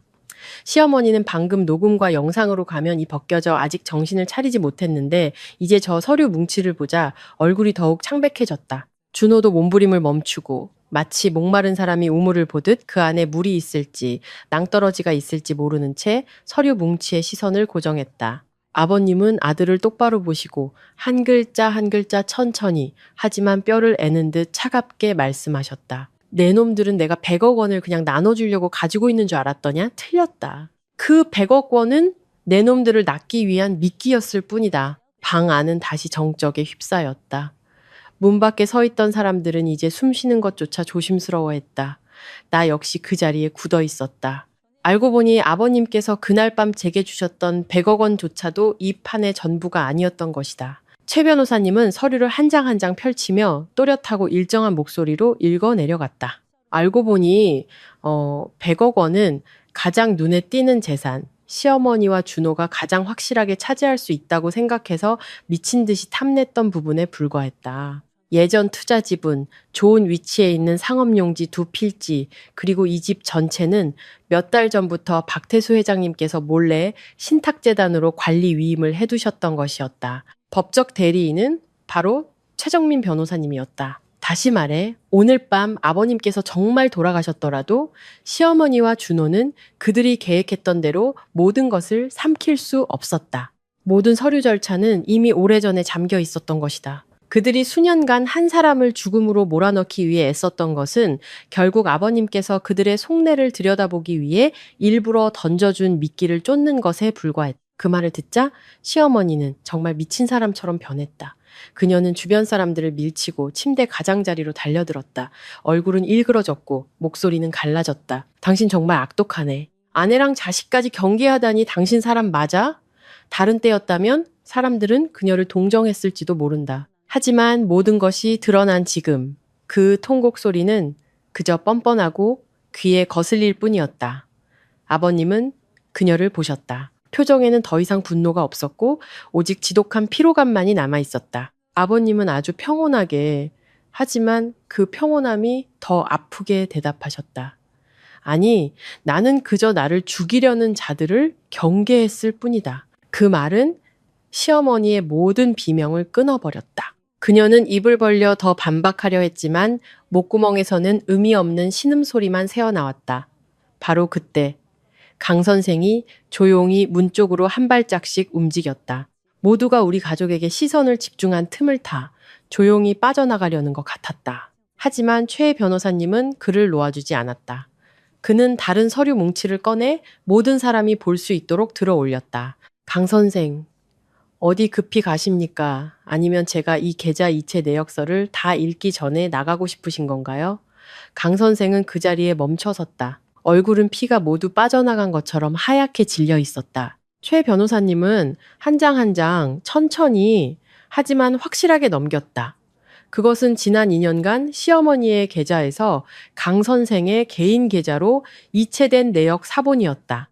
수천만 원에서 때로는 억 단위의 금액까지 모두 박태수 회장님의 상태가 이상할 정도로 악화된 시점과 정확히 일치했다. 그것을 보자 시어머니는 즉시 잡아떼기 시작했다. 나는 그냥 남편 치료해준 의사 선생님께 감사 표시로 드린 것 뿐이에요. 뭘 그렇게 대단한 일처럼 만들어.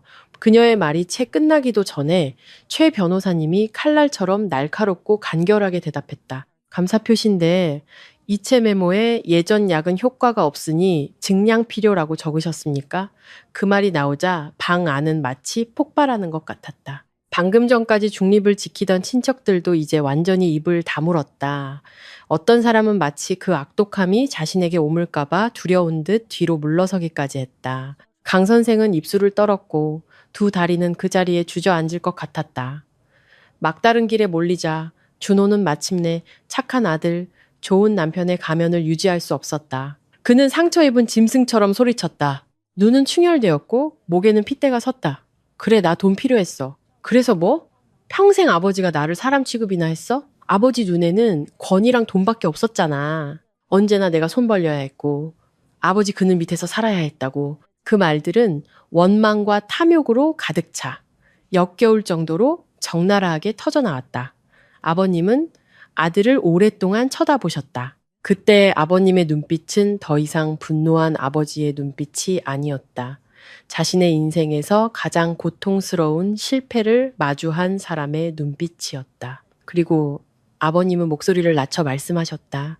내가 네게 돈은 줄 수 있었지만 인성은 줄 수 없었구나. 그건 네가 스스로 버렸으니. 그 말은 준호의 광기에 마지막 일격을 가하는 것 같았다. 그는 나를 향해 휙 돌아섰다. 손가락으로 나를 가리키며 나를 찢어 죽일 듯한 증오에 찬 목소리로 말했다. 그리고 네가 끼어들지만 않았어도 모든 게 진작에 끝났을 거야. 나는 손으로 입가에 마른 핏자국을 닦고 한 걸음 앞으로 나아갔다. 더 이상 떨리지도 목이 매지도 않았다. 나는 그의 눈을 똑바로 보았다. 처음으로 피하지 않고 맞섰다. 내가 끼어든 게 아니야. 당신들이 너무 악해서 하늘이 당신들 뜻대로 되게 두지 않은 거야. 바로 그때 대문 밖에서 급정거하는 차 소리와 분주한 발걸음 소리가 들려왔다. 최 변호사님이 미리 준비해둔 서류와 함께 신고를 받고 출동한 경찰들이 문 앞에 나타났다. 방금 전까지 욕설과 통곡 소리로 가득했던 방은 이제 진짜 혼돈의 장으로 변했다. 시어머니는 경찰을 보자마자 바닥에 주저앉았고 준호는 여전히 몸부림치며 욕설을 퍼부었다. 강 선생은 사시나무처럼 떨었고 손에 들고 있던 검은 가방이 바닥에 쿵 소리를 내며 떨어졌다. 나는 내가 억울함을 벗는 날 눈물을 터뜨릴 것이라고 생각했다. 하지만 아니었다. 그들이 수갑을 차는 것을 보면서 나는 그저 너무 긴 악몽에서 막 깨어난 것처럼 차가운 느낌만 들었다. 그들이 수갑을 차고 집 밖으로 끌려나가는 것을 보면서 나는 오랫동안 거실 한가운데 멍하니 서 있었다. 울지도 말하지도 생각했던 것처럼 통쾌하지도 않았다. 그 순간의 느낌은 마치 너무 큰 폭풍을 지나온 뒤 머릿속이 텅 비고 귀에서는 아직 고함과 욕설, 통곡 소리가 채 가시지 않은 것 같았다. 한때 시끄럽고 숨막혔던 집은 이제 쥐 죽은 듯이 고요해졌다. 약 냄새, 땀 냄새, 바닥에 엎질러진 차 냄새, 그리고 뼛속까지 시린 공허함만이 남아있었다. 그날 밤 이후 준호, 시어머니, 그리고 강 선생은 모두 조사를 받았고 그들이 저지른 일은 결국 더 이상 숨길 수 없게 되었다. 그리고 나는 살인자로 손가락질 받고 누명을 썼던 며느리에서 갑자기 모든 사건, 모든 날, 모든 약, 모든 통화에 대해 진술해야 하는 사람이 되었다. 나는 더 이상 예전처럼 고개를 숙이고 참지 않았지만 그렇다고 강해진 것도 아니었다. 그저 피곤했다. 마치 날카로운 돌멩이가 가득한 길을 맨몸으로 기어 나온 사람처럼 내려다보니 발이 온통 찢어져 있는 것을 뒤늦게 발견한 것처럼 피곤했다. 며칠 후 모든 것이 잠잠해졌을 때 최 변호사님이 시아버지께 새로운 서류 뭉치를 가져다 주셨다. 아버님은 침대에 앉아 한 장 한 장 천천히 넘겨보셨다. 그리고 나를 부르시고 서류 뭉치를 테이블 위에 놓으시며 쉰 목소리지만 또렷하게 말씀하셨다. 내가 할 수 있는 범위 내에서 준호 몫의 상속 관련 서류는 모두 취소했다. 그리고 이건 아버님은 그날 밤에 낡은 서류 뭉치를 내 쪽으로 미셨다. 이 100억 원은 내게 남기마. 은혜를 베푸는 것이 아니라 내 목숨을 구해준 사람에게 공정함을 돌려주는 것이다. 나는 서류 뭉치를 보고 아버님을 보았다. 예전 같았으면 돈 문제에 더 엮이기 싫어서 두려움에 떨며 바로 거절했을 것이다. 하지만 모든 것을 겪고 난 지금 나는 이것이 단순히 돈 문제가 아니라는 것을 알았다. 그것은 신뢰였고 사람의 마음을 모두 꿰뚫어 본 한 아버지의 뒤늦은 보상이었다. 그럼에도 불구하고 나는 서류 뭉치를 살짝 다시 밀며 천천히 말했다. 제가 아버님을 돌본 건 돈 때문이 아니었어요. 정말 저를 믿으신다면 제가 아버님께서 모든 것을 다시 정리하는 것을 돕게 해주세요. 그 이후의 일은 나중에 생각해요. 박태수 아버님은 바로 아무 말씀도 하지 않으셨다. 그저 나를 오랫동안 쳐다보실 뿐이었다. 그 피곤한 눈 속에서 무언가 붉어지는 것을 보았다. 마치 수년간 억눌려왔던 감정이 터져 나오는 것 같았다. 아마 이 집에서 너무나 오랫동안 다툼이나 계산, 소유욕과 관련 없는 말을 처음 들어보셨을 것이다. 아마 아버님 자신도 마지막까지 자신의 곁에 남은 사람이 수년간 무력한 눈으로만 바라볼 수밖에 없었던 며느리가 될 줄은 상상도 못하셨을 것이다. 그 후 어느 날 아침 아주 고요하고 햇살이 현관에 부드럽게 내리쬐는 날이었다. 아버님은 쓰러지시기 전 차를 마시던 작은 나무 테이블에 앉아 계셨다. 그날 수년 만에 아버님은 등나무 의자에 몸을 기대고 아직 따뜻한 찻잔을 들고 나를 불러 함께 앉자고 하셨다. 아침바람이 현관 앞 화분을 스쳐 지나갔고 공간은 나뭇잎이 서로 스치는 소리가 들릴 만큼 고요했다. 아버님은 오랫동안 마당을 바라보시다가 입을 여셨다. 내 가장 큰 실수는 자식을 돈으로 키우면서 사람 되는 법을 가르치지 않은 것이다. 그걸 깨달았을 땐 너무 늦었더구나. 나는 아버님 옆에 앉아 그 말을 들으며 마음이 무거워졌다. 어떻게 위로해야 할지 몰랐다. 어떤 고통은 몇 마디 친절한 말로 달랠 수 있는 것이 아니었다. 특히 친자식에게 그런 일을 당한 아버지의 고통은 더욱 그러했다. 나는 그저 다른 어떤 말보다 진심을 담아 조용히 대답했다. 아직 아프다는 건 아직 완전히 늦은 건 아니라는 뜻일 거예요. 아버님. 아버님은 나를 돌아보시고 가볍게 고개를 끄덕이셨다. 그 후 우리는 더 이상 아무 말도 하지 않았지만 그 침묵은 결코 무겁지 않았다. 마치 방금 소독한 상처처럼 여전히 쓰리고 아팠지만 적어도 더 이상 더러운 붕대 아래 숨겨져 있지는 않았다. 내 이야기는 환호로 끝나지 않았다. 축하 파티도 명확한 승패 감각도 없었다. 공정함은 결국 되찾아졌다. 하지만 가장 가까운 사람이 남긴 상처가 공정함이 있다라고 해서 바로 아물 수 있는 것은 아니었다. 예전에 내가 쓰던 방을 지날 때마다 나는 여전히 준호의 뺨을 맞았던 순간을 기억했다. 시어머니가 내 얼굴을 가리키며 소리치던 눈빛을 기억했다. 내가 직접 청소하고 가꾸던 집에서 죄인이 된 기분을 기억했다. 그런 것들은 하룻밤 사이에 사라지지 않았다. 그래서 나는 당분간 밖으로 나가 살기로 결정했다. 분노해서 모든 것을 끊어버리고 싶어서가 아니었다. 나 자신을 치유할 거리가 필요하다는 것을 알았기 때문이었다. 나는 예전의 결혼 생활로 돌아가지 않았고 더 이상 참고 견디기만 하는 여자의 역할로 나를 끌어들이려는 사람도 없었다. 이미 부러진 것을 억지로 붙이려고 하면 내 손만 더 다칠 뿐이었다. 시아버지는 그 후 진짜 치료를 시작하셨다. 이번에는 더 이상 약한 척, 모르는 척 하실 필요가 없었다. 아버님은 조금씩 재활치료를 받으셨다. 아프면 미간을 찌푸리고 피곤하면 쉬셨지만 꾸준히 노력하셨다. 햇살이 비치는 마당에서 지팡이를 짚고 일어서는 연습을 하시는 아버님을 볼 때마다 나는 여러 번 코끝이 찡해졌다. 그 남자는 마침내 남은 인생을 진짜 인간으로 살 수 있게 되었다. 다른 사람이 운명을 결정하기를 기다리는 그림자가 아니라 내가 이사가기 전날 아버님은 나를 방으로 부르셨다. 서류 이야기도 재산 이야기도 하지 않으셨다. 그저 내 손 위에 당신의 손을 얹으시고 마르고 거칠지만 따뜻한 손으로 아주 작은 목소리로 말씀하셨다. 이제부터 네가 싫지 않다면 나를 그냥 아버지라고 불러다오. 그 말을 듣는 순간 목이 꽉 막혔다. 나는 아버님께서 내 붉어진 눈을 보실까봐 재빨리 고개를 돌렸다. 수년간 며느리로 살면서 결국 모든 것이 무너지고 나서야 비로소 진정한 아버지라는 한 단어를 듣게 된 것이었다. 하지만 아마 인생이란 때로는 그런 것인지도 모른다. 어떤 것들은 아주 늦게 찾아오지만 영원히 오지 않는 것보다는 늦게라도 오는 것이 낫다. 지금 생각해보면 나는 깨닫는다. 가족이라는 이름표를 달고 있다고 해서 모두가 나를 사랑해주는 것은 아니라는 것을 아주 가까이 있지만 마음은 남보다 더 차가운 사람들도 있다. 하지만 때로는 모든 것이 무너진 그 끝에서야 비로소 내 인생에 남겨둘 가치가 있는 사람이 누구인지 똑똑히 보게 된다. 나는 결혼 생활을 잃었고 무의미해 보였던 인내의 세월을 잃었다. 하지만 나는 내 자존심을 지켰다. 그리고 내게는 그것만으로도 충분한 구원이었다.